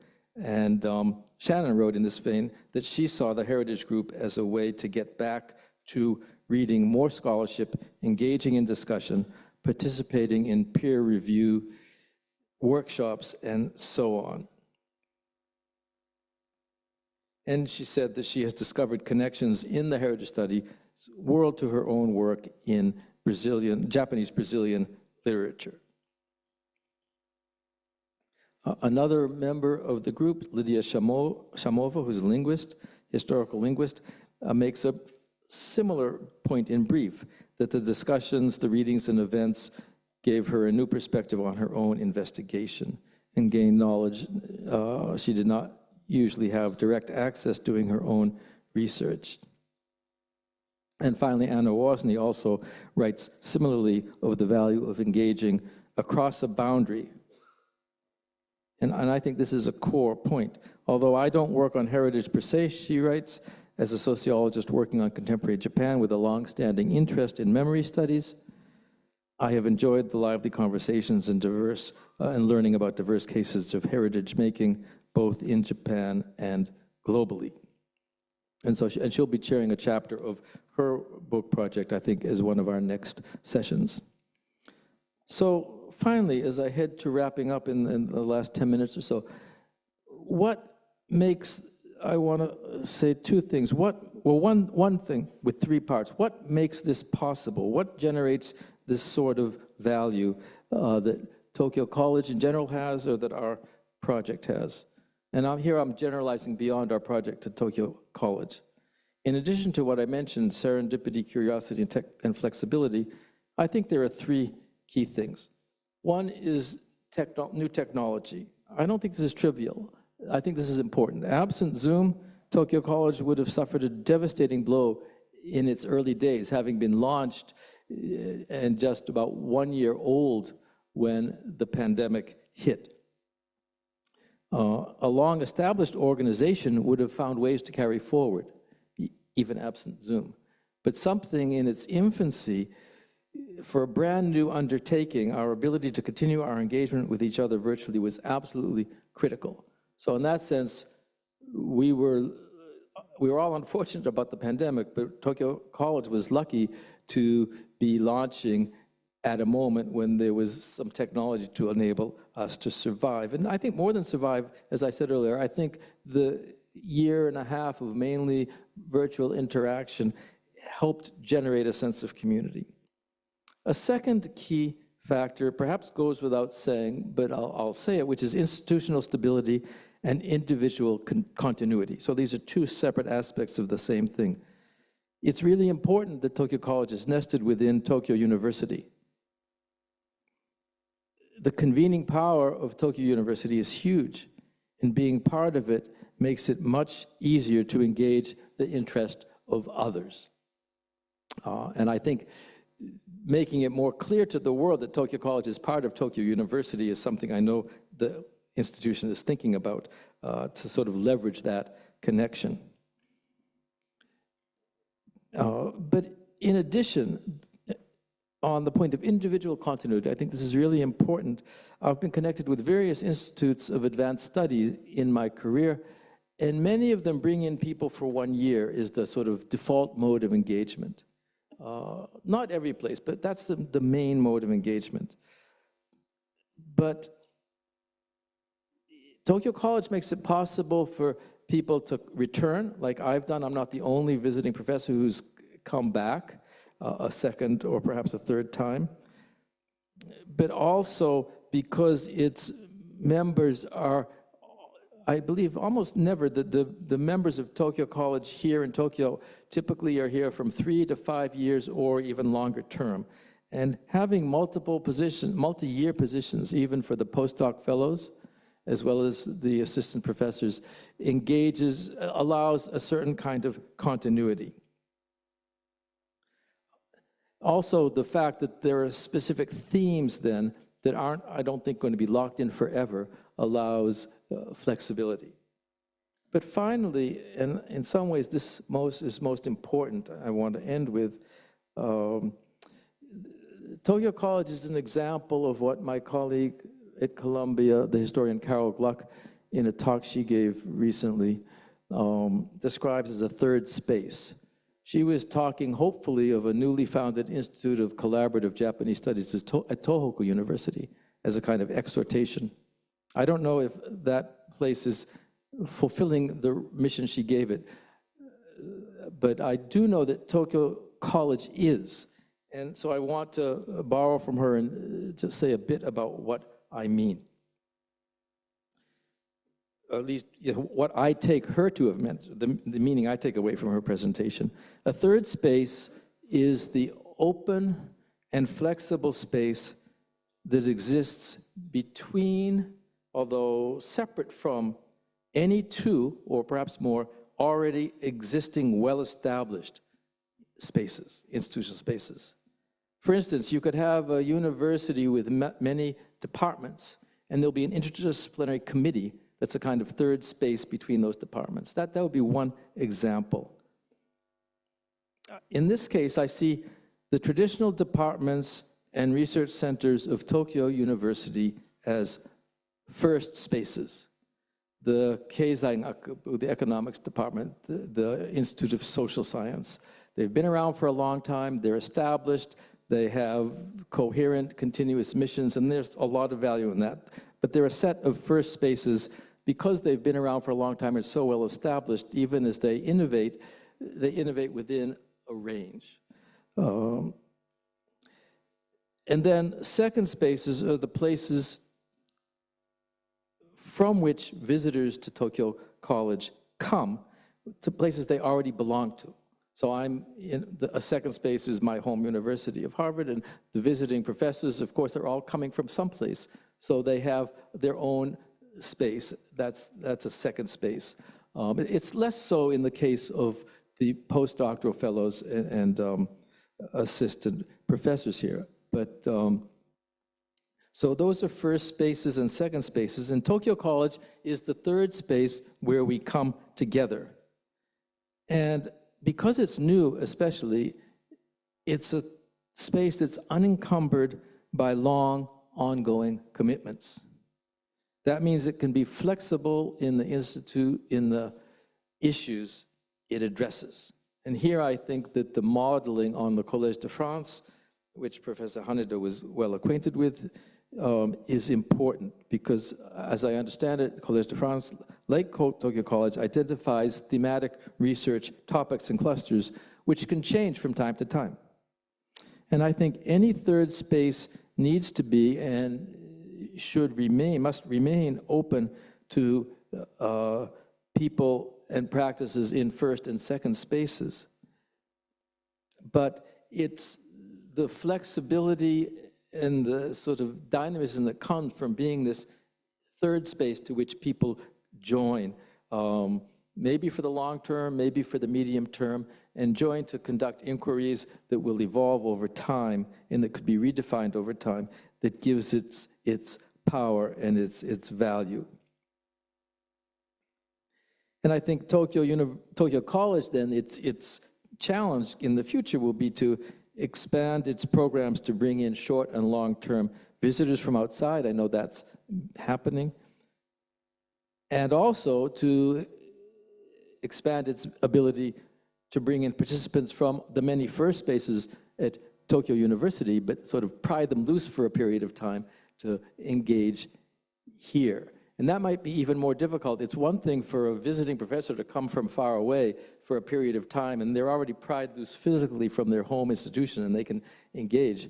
But to pry somebody loose from the economics or the engineering department or computer science or wherever to connect to Tokyo College from within Tokyo University, they're still sort of in their first space as well. So those are a couple challenges. But ultimately, I think the future of Tokyo College is bright.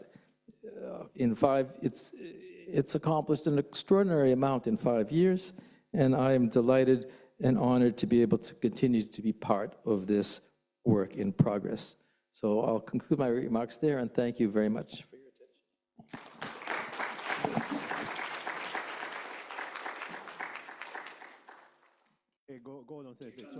Professor Gordon, thank you very much. Thank you for stopping right on time.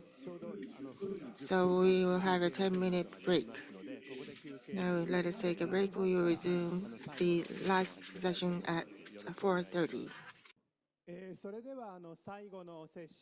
So we would like to resume the final session. Please be seated.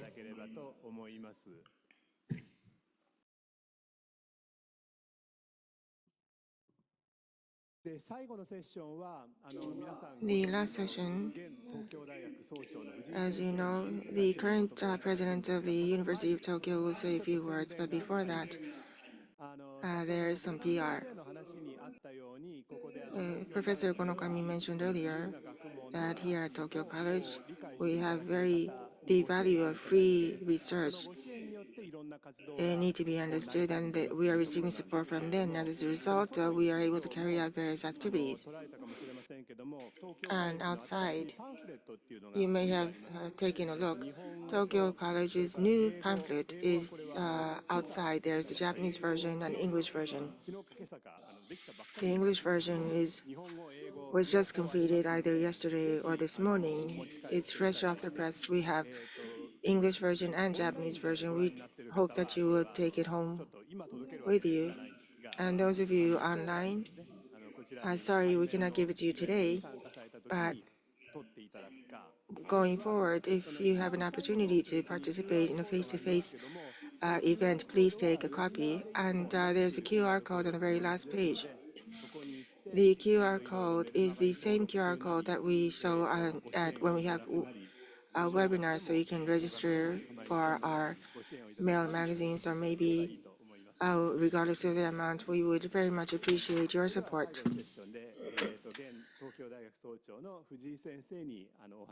So now we would like to start the last session from President FUJII of the University of Tokyo. Microfluid engineering. He is not only president, but he is famous for research in that area. In August of this year, in Paris, with Dr. Biobi, who has been invited here today as well, he had a conference there, and Tokyo College also supported that.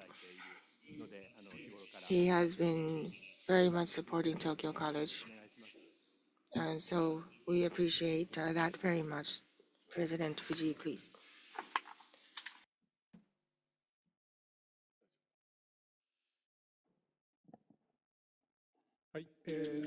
Hello, everyone.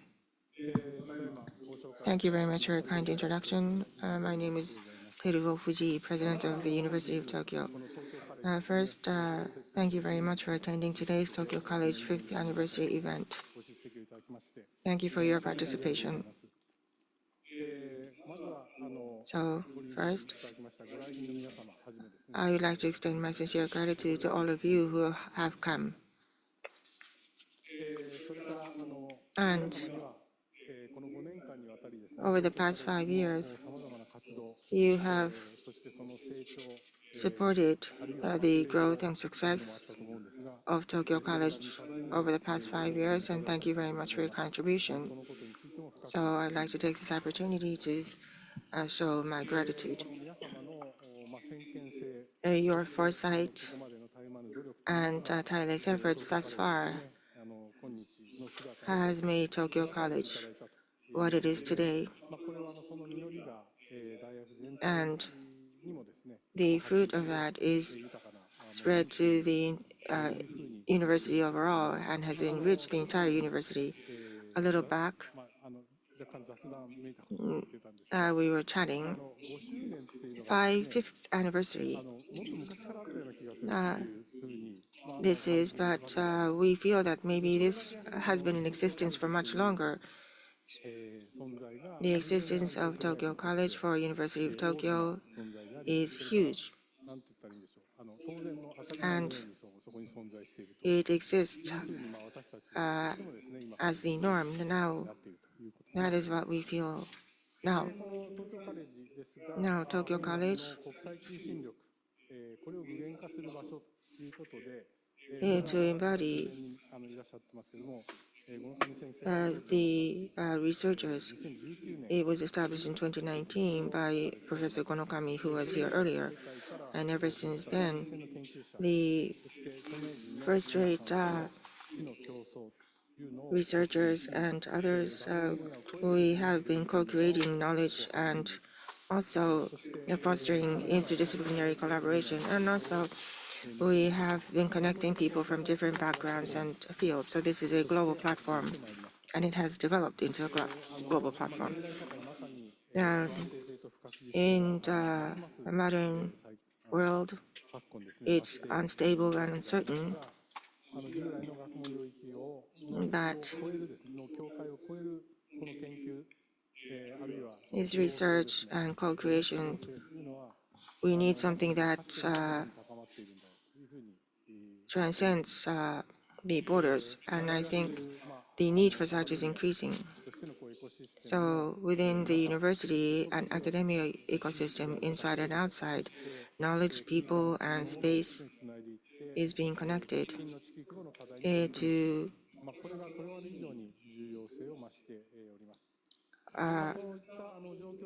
to address pressing global issues, and this is more important than ever.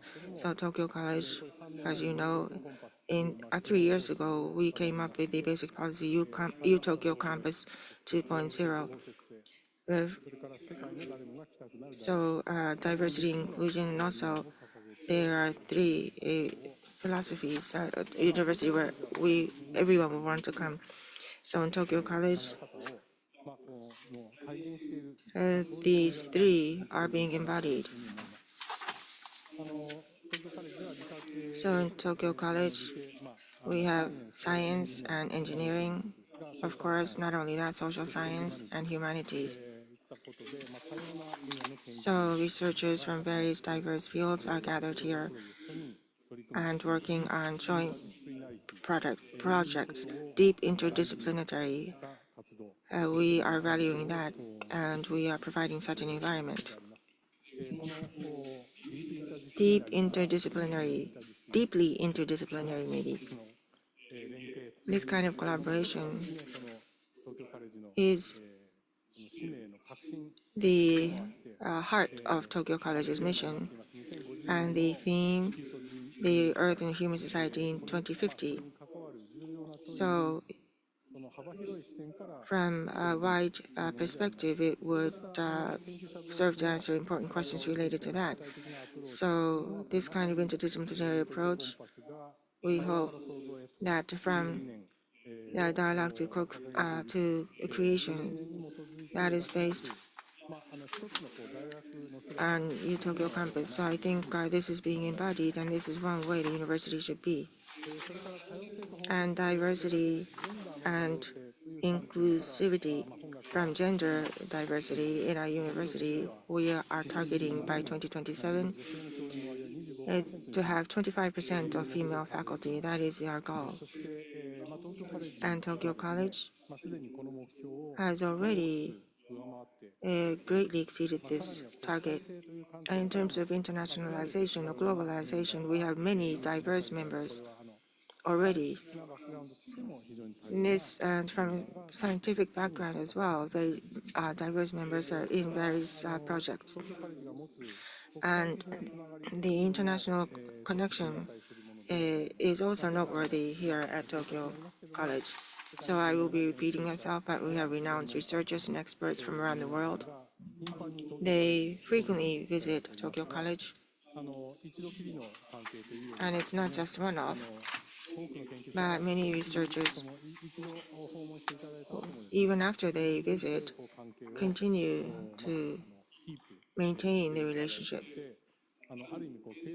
So it is a continuous, lasting tie that continues. So this kind of continuous exchange is very important in academic communities, both domestically and internationally. And I think this demonstrates that Tokyo College, as a world-class platform, is continuing to become a world-class platform for dialogue and collaboration. And we are open to society. So in terms of connecting academia and society, Tokyo College is extremely important in that role as well, and the application of academic research. So it's a very important platform to allow for that kind of discussion. Professor Hoshi mentioned earlier, my colleague, one of my researchers, Kirin Institute, there's a Professor Zandri Vyov, a very famous researcher in this photo as well, microphysics, fluidics. He has achievement. When he came, soft robotics,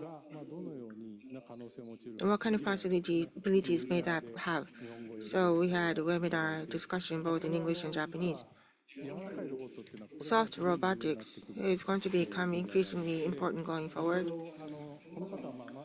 And this professor was an expert in biophysics. So from that perspective, he talked about robotics. It was extremely interesting. And Dr. Asama Hajime, who is a robot expert, also talked about this. So this is very close to application. From the science perspective, discussion was conducted. It's a very interesting webinar was held. And as I mentioned, in Paris as well, inclusive of Professor Biobi, Sebastian Rushvalia, USHUSS, in Paris, the senior researcher in social sciences, and with him as well, social care.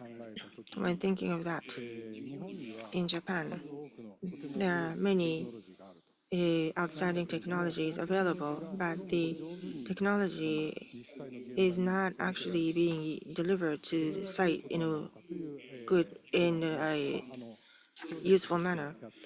So this kind of discussion or project is underway. Maybe from social sciences perspective, there is necessary care, and for that care, what kind of technology is required? So that may be the sequence. If we discuss from that order, then maybe we will be able to deliver the necessary technology very quickly to the site. So not starting from technology, where can this be applied? We tend to discuss that way, but maybe the reverse way is also important, and that was pointed out, and that was a very interesting discussion as well. So not only this, but for example, in Tokyo College, we have fintech discussion. A wide-ranging discussions are underway. So not just limited to academia, but what meaning would it have in society and the value of academic knowledge? How can this be actually used in wider society? So Tokyo College is extremely important to enable such dialogue. Your Tokyo campus, so we want to become a university where everyone from the world would like to come. So we need to be open to society, open to the world. I think that is what Tokyo College is embodying. We have high expectations for that. Tokyo College, going forward, I hope will continue to grow and become an even greater source of inspiration for our university. I have high expectations for that. And over the next 5 years, this organization, we hope that will play an increasingly important role as a catalyst for interdisciplinary research and place where scholars from different career stages can come together to address international challenges. So maybe outside the college, together with people outside the college, to bring forward these concepts. We hope that we can become such a platform. Sorry, I am lengthy. And another important point,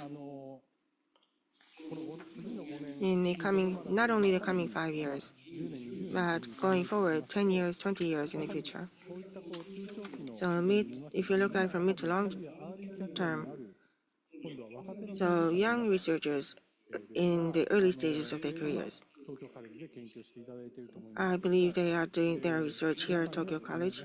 So to all of you, we hope that you will be active globally. That is extremely important. And eventually, we hope that you will come back and through Tokyo College platform can contribute your knowledge and experience back to the university and outside. Tokyo College, Tokyo University overall, within this global context, we need to heighten the leading presence. So a global human network and circulation, we hope that this can be created, and we hope that Tokyo College can become a hub for that. And lastly,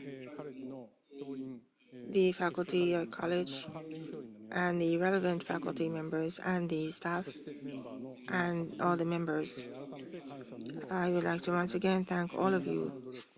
Your efforts is the driving force of the success of Tokyo College? And I'm looking forward to your widening influence. And all of you present here today, once again, I would like to express my special thanks.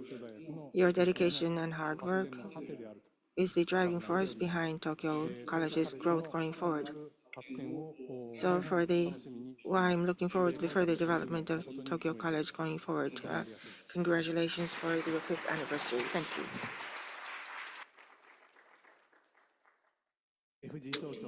President Fuji, thank you so much. Tokyo College commemorating the 5th anniversary. Next is going to be the last but not least presentation. That's the English explanation. But in Japan, the most important one usually comes at the very end, so I don't need to say, but not least, Tokyo College Professor SHIMAZU Naoko. At Oxford in the UK, she earned her doctorate, her degree, mainly in the UK universities. She has been engaged in education and research activities, but about 2 years ago, she moved to Tokyo College. Ever since, she's been researching here at Tokyo College and also has been a leader in collaboration with the society. It's not just Professor SHIMAZU. We are joined by Associate Professor Michael FACIUS. It's up to Professor SHIMAZU, though. So now the floor is yours, ma'am.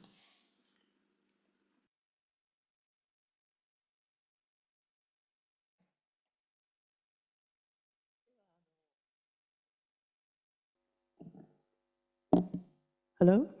Okay, I'm going to speak in English because I speak better in English, so I hope you'll forgive me. But thank you very much for your very kind introduction, Professor Hoshi. So my name is Naoko SHIMAZU, and I was appointed as the inaugural professor of Tokyo College in August 2023. And in fact, apart from my many years in UK, which was over 30 years, I also spent 7 years in Singapore just before I arrived at the National University of Singapore.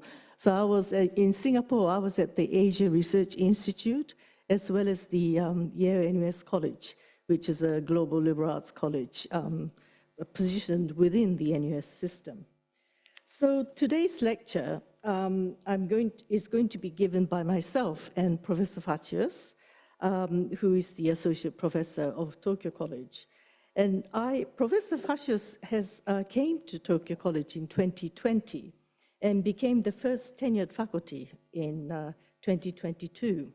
I have asked him to share the platform with me as Professor FACIUS, under the directorship of Professor Haneda, has been at the forefront of cultivating the culture of interdisciplinarity as a hallmark of Tokyo College. So the lecture itself will be divided into 3 parts. In the first part, I shall be speaking about Tokyo College as an institute for advanced study. And then in the second part, Professor FACIUS will speak on the centrality of interdisciplinary praxis as the key defining characteristic of Tokyo College's profile as an institute for advanced study. And then I shall conclude this lecture by speaking on the strategic importance of Tokyo College's global positioning.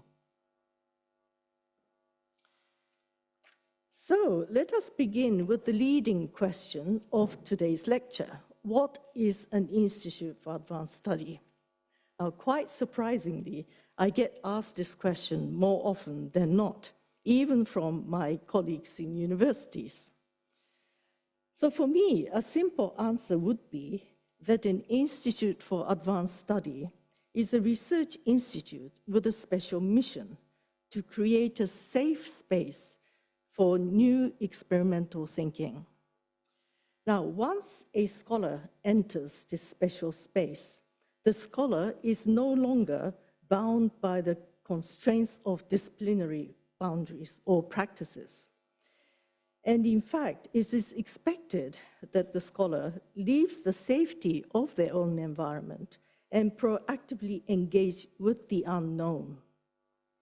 In that way, it is a privileged space and of intellectual exploration and exchange, and because of that, a rare breed of research institute that does not exist everywhere.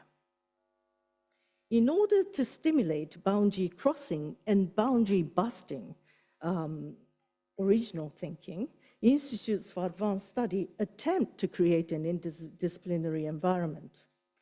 Now, this is easier said than done. Many of you would agree that interdisciplinarity has been a byword for decades now.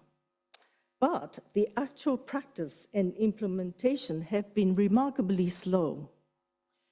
As Professor FACIUS will be speaking on this aspect, I will not dwell on it any further at this point. In the world that we live in today, so much of what we academics do is instrumentalized. We live in times of urgency, where quick implementation of an idea is valued. Regrettably, we do not have, or we do not recognize enough the importance of devoting time to deep thinking in order to produce knowledge which is enduring and meaningful for societies we live in. Indeed, we, as an Institute for Advanced Study, have a responsibility to share and give. Now, situated at the heart of the University of Tokyo, in its historic Hongo campus, Tokyo College is one of the 4 institutes for advanced study under UTS, which stands for the University of Tokyo Institutes for Advanced Study.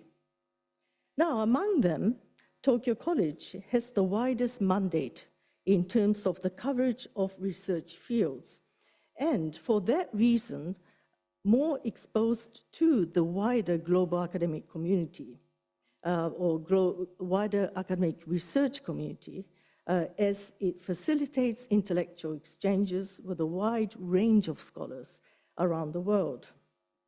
The college is designed to ignite ideational fissures through a cross-fertilization of radically different disciplinary ideas, such as between the humanities and social sciences on the one hand, and engineering, the sciences, and medicine on the other, for example.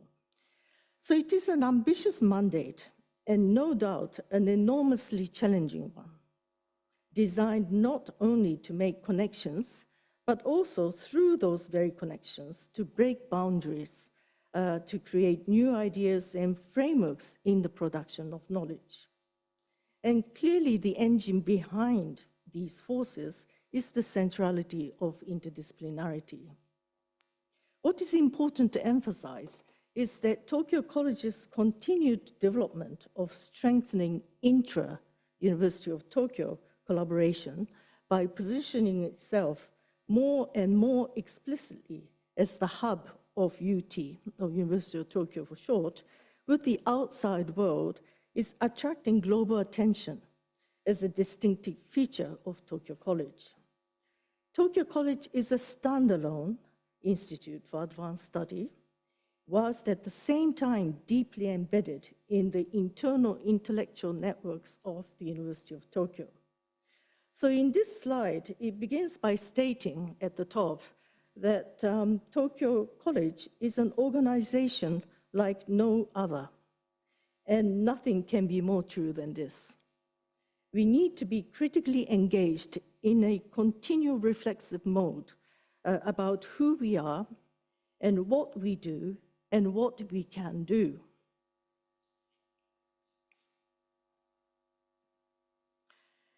Now, as an institute for advanced study, which also acts as a University of Tokyo hub and an interface between University of Tokyo and the outside world, Tokyo College engages in a number of activities, as you see here on this slide. So first, we have the Invited Distinguished Professors Program, which calls on all UT faculties, institutes, and centers to nominate visitors every year.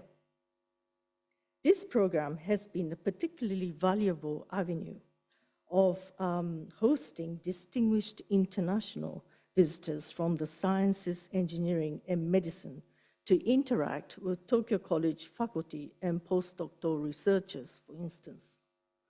As Tokyo College is an English-speaking environment with a bilingual administrative office, we can provide a cosmopolitan environment where visiting invited fellows can operate at ease and meet with UT colleagues. Second, we nurture early career researchers. Now, postdoctoral fellowships are open to all disciplines and not just the humanities and social sciences. And this is a very, very unusual feature of institutes such as ourselves.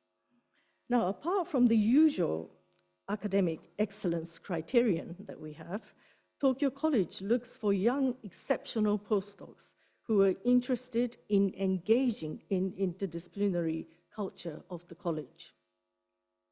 We see this as a responsibility to the global research community, that we nurture future world-class researchers who have interdisciplinary experience and vision. So in that sense, we act as an advanced level training ground for interdisciplinary praxis through experimental deep thinking space that we try to provide at Tokyo College. Now, third, fostering research collaboration. This is obviously a very important part of what we do. And we have this long-standing as far as Tokyo College is concerned, relationship with Collège de France. And it is actually getting stronger and stronger by the day.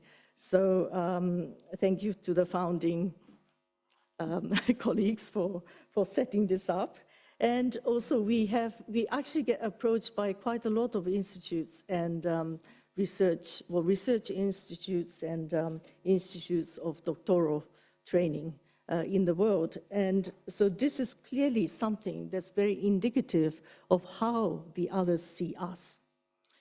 Now, fourth, building institutional, and sorry, I got the order wrong. The third, fostering research collaboration, I will talk about in the next slide. So the fifth activity is about the mandate of public engagement of Tokyo College. We strongly believe that Tokyo College exists in the society to which we contribute. Now, at Tokyo College, we promote interdisciplinarity partly through the formation of collaborative research projects. And Professor Gordon has already spoken at great length about one of them, which is the Heritage Studies Group, but we do have many others. And this is just a sort of trial at trying to graft them, put them on the graph, different groups that we have currently. And probably people belonging to these groups would say that actually we overlap much more than what the graph says. And anyway, this slide relates directly to the third category in the previous slide about the main activities of Tokyo College and about this fostering research collaboration. So all researchers, including postdocs, obviously, encouraged to create new collaborative projects with fellow Tokyo College colleagues and also connect with interested UT faculties. For instance, Law and Legalities, created recently by Drs. Selim Atici, a social anthropologist, and David Tilt, a legal scholar, straddles, according to this graph, over two main research themes existing at Tokyo College. Now, this group also overlaps with another collaborative project on language and identity, as you see from the graph. Now, I also would like to mention about Professor Viovi that the president mentioned at great length. Yes, because one of the most attractive aspects of Tokyo College for me, as a person coming completely from outside, is the fact that you can really try out things which is simply not possible in other institutions. So when Professor Viovi was here, I grabbed him and I said, let's try to speak to each other. And it's been a very interesting experiment. And of course, now we have Mihail FACIUS, as well as Trent Brown, Cynthia, and Trent, did I say Trent? Yes, Cynthia and Alarit, I think. And we meet about once every 2 months, Zoom now, and we try to kind of figure out how we can communicate with each other, because Professor Viovi is a microfluidics specialist, and the rest of us are historians, sociologists, Alarit was design psychologist, Cynthia is a comparative literature person, and it really has not been very easy in the beginning, but we have met a number of times now, and we believe that perhaps we are beginning to see how we could communicate with each other. And that is, I think, that sort of experimental space is an incredibly precious space to have. And I am so, so proud of the University of Tokyo that we do have this kind of space, which is not instrumentalized at all. It's there really for exploration of ideas. Now, so these projects are formed by synergies of scholars, a bottom-up model, and not permanent groups, as we have a rotational basis of 3 years appointments for postdocs and Tokening colleagues. So anyway, clearly Tokyo College considers interdisciplinarity as the underlying foundation, which propels multivarious research activities and collaborative research projects. So I think this is a very good point for me to pass the floor to Mihail FACIUS, who can tell us a bit more about the interdisciplinarity, and then I'll come back after his part. So much. And yeah, since I already received 2 kind introductions, I'll just continue with the talk since it's the last one. And I was asked to talk a bit about interdisciplinarity and what it means for Tokyo College.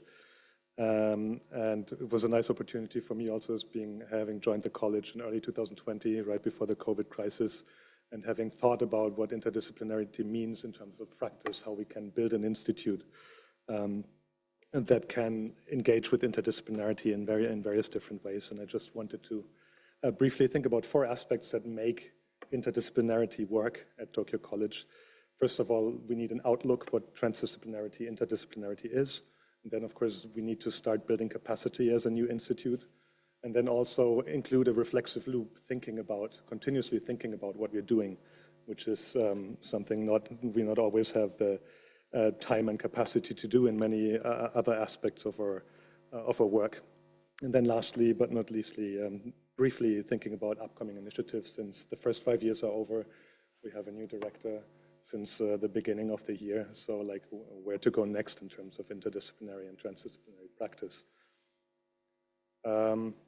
So I'm using the word transdisciplinary here, and I don't want to go into big definitions, but just like I love this representation of what multidisciplinary, interdisciplinary, and transdisciplinary often can mean.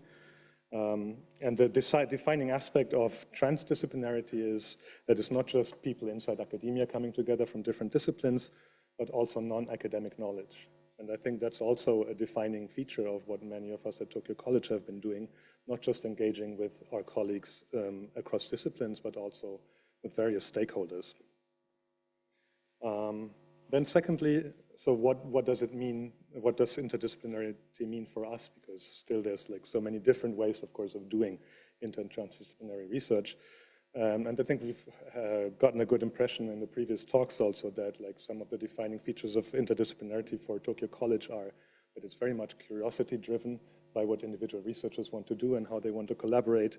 It's very much bottom up, we have the research themes and we have of course some ideas from the college side of what we want to achieve in terms of our mission, but we want to leave a lot of space to our individual researchers to like start their own initiatives.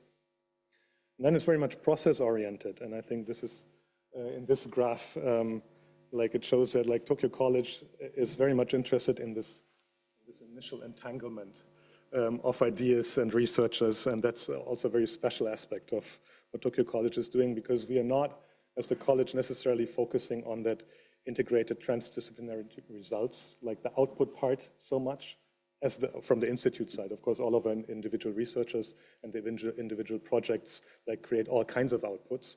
But as the space that we want to create for transdisciplinarity, we're very much interested in what is happening when people come together and looking at that and this exchange of ideas and how we can think about that.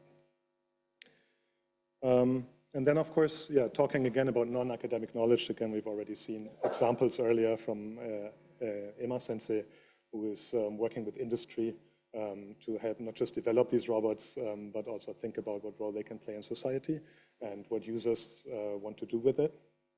But also, like in so many other fields, where our researchers and our members are working in. We have members working in diplomacy, or have a background in diplomacy, members who are doing policy work, members who are doing consulting and advocacy work, people who are working with activist groups and NGOs, and also some of us, including Professor SHIMAZU and me, also working with artists and in performance-related contexts in the cultural sector. 2 years ago, I co-organized an art festival on the theme of identity in social media. Who are we on social media? Together with the Goethe Institute, the German Cultural Institute here in Tokyo, to just give one example from my own work. So this non-academic part of transdisciplinarity and engaging with various stakeholders is also a key aspect. And I think that ties in very well with this initial slogan that Tokyo College had, Tomo ni kangaeru midai no katachi, shaping a shared future together. And for me, the question has always been in the last 5 years, who is this together? And again, that's not just the academic researchers and across different disciplines, but since we're thinking about the future of the world very modestly at Tokyo College, we need to be able to speak with people from all kinds of different social fields to solve problems. But this co-creating of knowledge also means that in this transdisciplinary background context, that we don't have one shared knowledge base to work with, which means the line between research and training and teaching becomes much more blurred than if we were all working in our own discipline. Because constantly 90% of what we're encountering is something that we're not specialists in, which means that we're constantly in a learning teaching situation, basically on an everyday basis, much more than in a usual disciplinary context. Another feature of this co-creating knowledge is, of course, what we already heard before that by Professor Gordon in his talk, that junior and senior scholars can work together much more freely at Tokyo College than at many other institutes for advanced studies, which are often kind of something that senior scholars distinguished scholars are invited in to follow their ideas after serving long terms as deans and so on, so they get some space to follow their ideas. And at Tokyo College, of course, we have a huge group of postdoctoral researchers that can engage with the more distinguished senior scholars. And then, of course, co-creating means that traditional idea that the universities have had for a long time, sharing and disseminating knowledge with the general public. And as many of you will probably know, that Tokyo College has a YouTube channel and a blog where we share kind of in more traditional public scholarship ways what we're doing. So all of these are ways of doing transdisciplinary research as a way of co-creating. And secondly, I briefly wanted to talk about the necessity of building this research community, especially for a new institute such as Tokyo College. So how to build a research community with this transdisciplinary spirit that we also encountered in the previous talks. And I think it's also a sign of how we're working as an intellectual community, that all the three main talks brought in not just the main speaker, but some of the people that knowledge was co-created with, like the pilots, the robot pilots, or Professor Gordon reading some of the other ideas of some of the other members about the research group. And of course, it means we have to find people who are interested in actually engaging and who have a background that is already interdisciplinary, that we can bring into the institute. But another important aspect is that we don't have one anchor discipline, right? We don't have just humanities people, as Professor SHIMAZU said earlier. So basically, there's no discipline that could take over the discourse and define what things mean and how to look at things. It means every single time that we get together, we have to start talking about what our disciplinary outlook is and explain it to others and be open to how others see the problem at hand.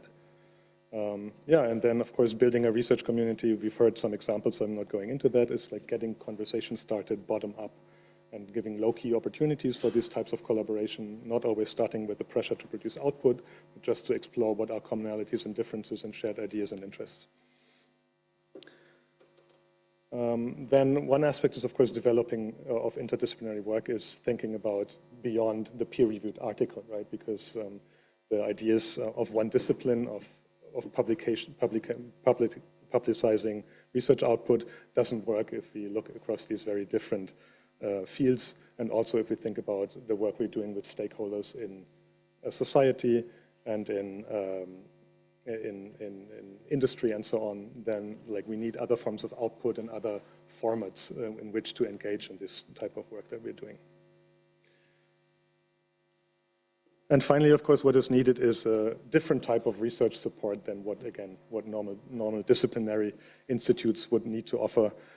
First of all, we have one of the biggest and most diverse group of international researchers at the University of Tokyo, here at Tokyo College. So that, of course, means that we need a different type of support, research support. And we have, of course, a great staff team that will help people just get started at Tokyo College in Japan, at the University of Tokyo, and figuring out how to live and do research here.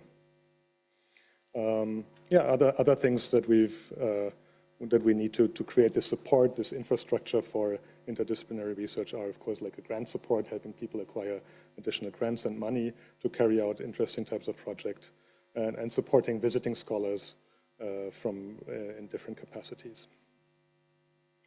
Okay, and the final main point that I wanted to talk about before I hand over again to Professor SHIMAZU is that this idea of a reflexive loop, that we're not just doing transdisciplinary research, but that we are also continuously thinking about how to do it and how to improve it and how to be at the forefront globally of what transdisciplinary research can look like. And we have this idea built into the college through our fourth research theme, which is called the Humanities, Society, and the Future of Academic Knowledge. So it's not just something that we do casually, but something that is one of our focus points to think about how is academic knowledge produced, what role does it serve in society, and if we think about the world in 2020-50, what kind of knowledge production is needed. The focus and the title is on the humanities, but of course, the whole point of transdisciplinary research is that we can't think about one individual subject or the humanities alone, but about the interaction of all of these different fields. So what this research theme has been doing is investigating different past, present, and future forms of knowledge production, and then thinking about how to apply the findings of that to our own institutional practice. So we had various research groups that I won't go into in detail, like one is the future of the humanities, and other knowledge encounters, and then the one that Professor SHIMAZU mentioned on transdisciplinarity, that have been thinking about like how is humanities research carried out in different cultures and different countries in the past and the present, different forms of knowledge production, what happens when knowledge encounters happen between different disciplines or between different type of people.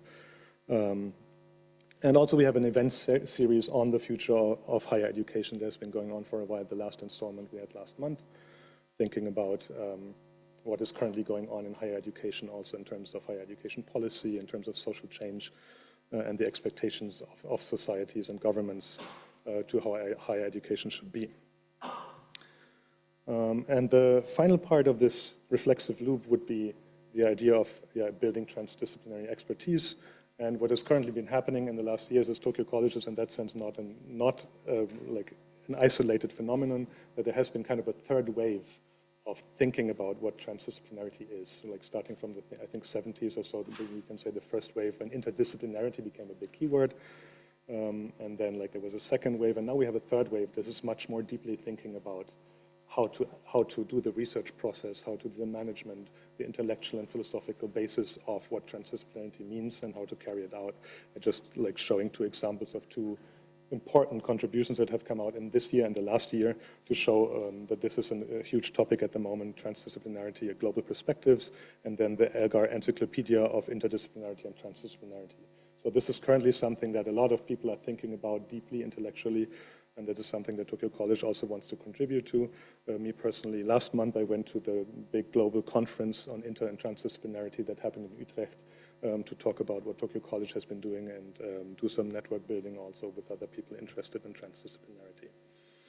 And to conclude this part, to look a bit forward, some of the things that we're planning next in terms of transdisciplinarity is to build a repository of good practice. Now, we have 5 years of experience of doing stuff, and personally, I visited a couple of other universities in South Africa, for example, or at the University of British Columbia for a month to talk with people there, with staff and faculty and the deans and leadership there about how they are doing interdisciplinarity, how they collaborate, how they create these different spaces. So we want to build a repository of what is good transdisciplinary practice that we then can also share and use as a training opportunity. And one thing that was also briefly mentioned is the integration of the STEM fields. One very practical limitation that Tokyo College has is, of course, we can't offer lab space. We can't offer the technologies that some of people in STEM fields need directly. So in that sense, we are much more than in the humanities. We need the collaboration, of course, with other institutes at the University of Tokyo to support us with postdocs working in these fields. And we're thinking about various ways of bringing even more and deeper connections to the STEM fields into the college.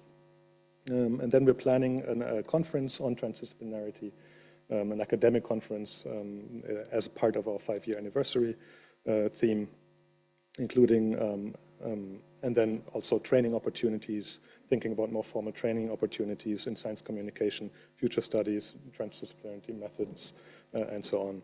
And also thinking about ways of how we can also support as an institution more the tail end of this transdisciplinary thread or not.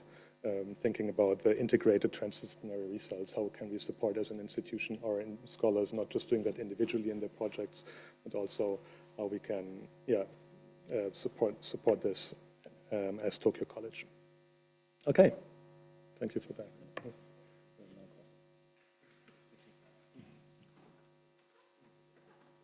Sorry, it's still the same lecture. Right, I'm back. So now we're going to move to the last part of this lecture, which concerns the relative positionality of Tokyo College. So in this slide, Tokyo College's positioning is explained in terms of the 3 spheres in which it operates. So the first sphere, which is obviously the fact that Tokyo College's immediate environment is that we are embedded within the UT system. And as much has been said on this point, I'm just going to go to the second point, which is about Tokyo College in Japan. Now, this sphere includes obviously one of the main activities of Tokyo College, which is about knowledge sharing with the public and gaining knowledge in this interaction. Another point which has not really been broached very much before is for Tokyo College to play a part in sharing its institutional experiential knowledge within Japan. So coming from overseas, I find it quite surprising, for example, that there is not much horizontal sharing of expertise, knowledge, and practices between institutions in Japan.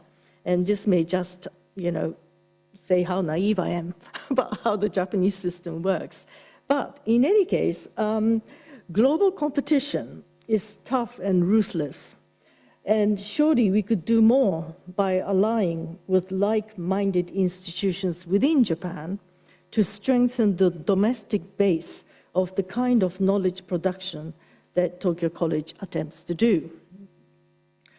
Now, the third sphere is Tokyo College's positioning in the world, and I would like to expand on this, especially as I see an enormous growth potential in this area.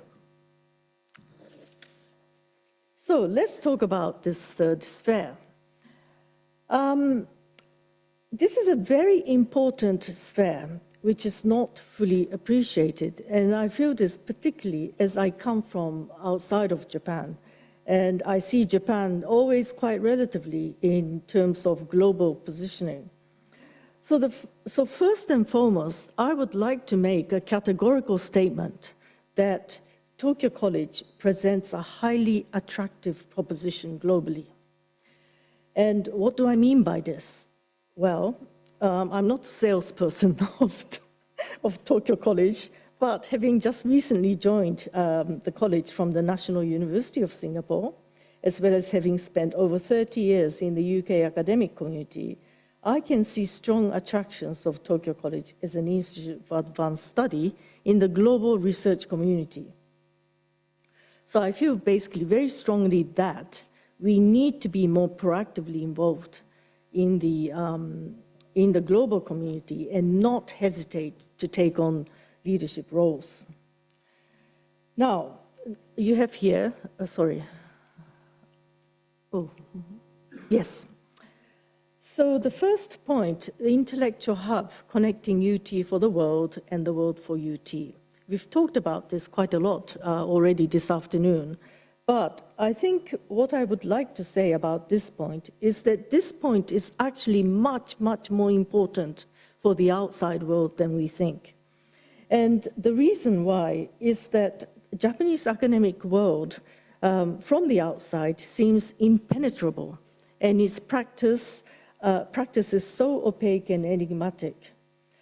And Japanese research networks are very difficult to understand and navigate, mostly because many of the networks that are not visible, most of the networks, are not visible and operate as private knowledge networks. At least in history, that's the case.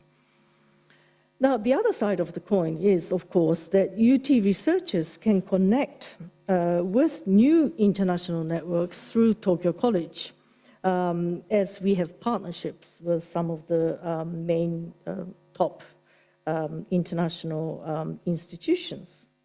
And this kind of leads to the second point, which is actually listed as the third point on this slide, which is to do with access to UT's research-intensive environment. Now, this is a major pull factor for overseas researchers wanting to connect with Tokyo College. We at the University of Tokyo take for granted the depth of our research-intensive environment, which is unparalleled for a general university such as ours in the world. So innovate and share. Now, the other point is innovate and share in the how of interdisciplinary praxis. And this obviously is what we are trying to do. And this is basically the magic word in the world of institutes for advanced study at the moment. And we are all trying to figure out what that magic formula is. And we will continue to do so in the foreseeable future. Now, the last slide shows two ultimately significant conditions for Tokyo College to play a leading role. So, having come from abroad, overseas, I am often struck by how much we in Japan take for granted the political stability of our society. This is a critical element in providing, or condition in providing, a stable research environment. Stability of society and tradition of academic freedom are sine qua non for institutes for advanced study. And this is, I think, what Gonokami Sensei has already stated in his congratulatory speech. And last but not least, Japan is an ideal situation or ideal location to be, situation to be more proactive because of the current volatility in international environment. So international politics does affect our global relative positioning. Now, top institutes in the world are looking for partners in Asia. And the whole edifice of Tokyo College and what it stands for makes us an ideal institutional partner in the global community of institutes of advanced studies and beyond. So for a start, We need to be part of a global community of institutes for advanced studies so that we can share knowledge and practice as a responsible member. Now, it is not enough to simply sit here in Tokyo in our comfortable chairs and wait for the world to come to us. That is only one side of what internationalization is about. Instead, we need to also go out and proactively part of the global community.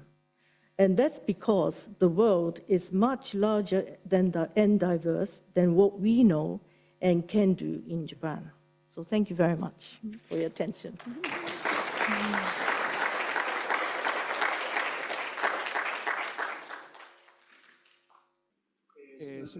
Professor Shimazu, thank you very much.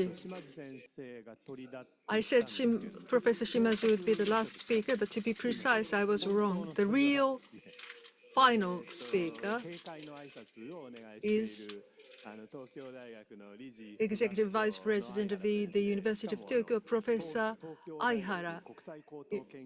He is also serving as the head of the Institute of Advanced Study that's overseeing Tokyo College, and Professor AIHARA would be the very final speaker for today's event.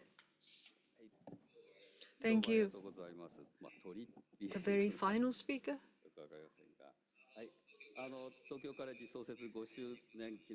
On the occasion of the closing of the symposium commemorating the 5th anniversary of the establishment of Tokyo College, allow me to say just a few words. As President FUJII said, 5 years, isn't that 10 years? Because it feels like it's been in existence for such a long time. That means that its presence, even within the University of Tokyo, is pretty significant. So I extend my sincere gratitude to those of you who attended this event in person and those who participated online for staying with us throughout this long session. The symposium began with Professor Arisa's presentation of our research initiatives, followed by Professor Andrew Gordon's insights into the research activities of Tokyo College, and Professor Naoko Shimazu and Professor Michael FACIUS delivered lectures on the positioning of Tokyo College as an advanced research institute. These talks provide an excellent glimpse into Tokyo College's critical role as a high-level research institution, as well as its daily contributions to the academic practice and social impact. As one of the executive members involved in the founding of Tokyo College, Nogami Sensei said, I vividly recall discussions held in the Global Advisory Board, GAB, including debates over the naming of Tokyo College, in which I participated. There are many recommendations, the proposals, but we ended up with the simple Tokyo College, and I think this is good. And belonging to Tokyo College, as the head of the Institute of Advanced Study, founding director, Professor Haneda, the founding director and longtime colleague, to guide and support the development of the college. So in this context, it brings me great joy to witness today's event attended by so many individuals. Now, my vision for the college is that it's a place where outstanding researchers gather, a place where new ideas, innovations are created, and, as was underscored many times, a place that disseminates the university's knowledge to society, gives back to the community, sharing the knowledge with people and others. Over the past 5 years, I believe Tokyo College has successfully met these expectations, creating an exceptional space. Tokyo College has now entered its 6th year. I see the college as a key institution contributing to 3 perspectives of the universities of Tokyo's fundamental policy into a sea of diversity, shaping the future through dialogue, the creation of knowledge, the development of human resources, and the establishment of meaningful spaces for intellectual exchanges. Oh, that's the current theme. As we move into the next stage, I hope to see further enrichment of the college's research activities, whose outcomes will serve as new attractions in drawing in more talented individuals and creating spaces that differ from those of yesterday. Through these activities, I look forward to Tokyo College contributing to the realization of a more inclusive society. So thank you so much for taking the time to attend the Tokyo College 5th Anniversary Commemorative Symposium. I wish all of you who participated today continued health and success along with the further development of Tokyo College. Thank you.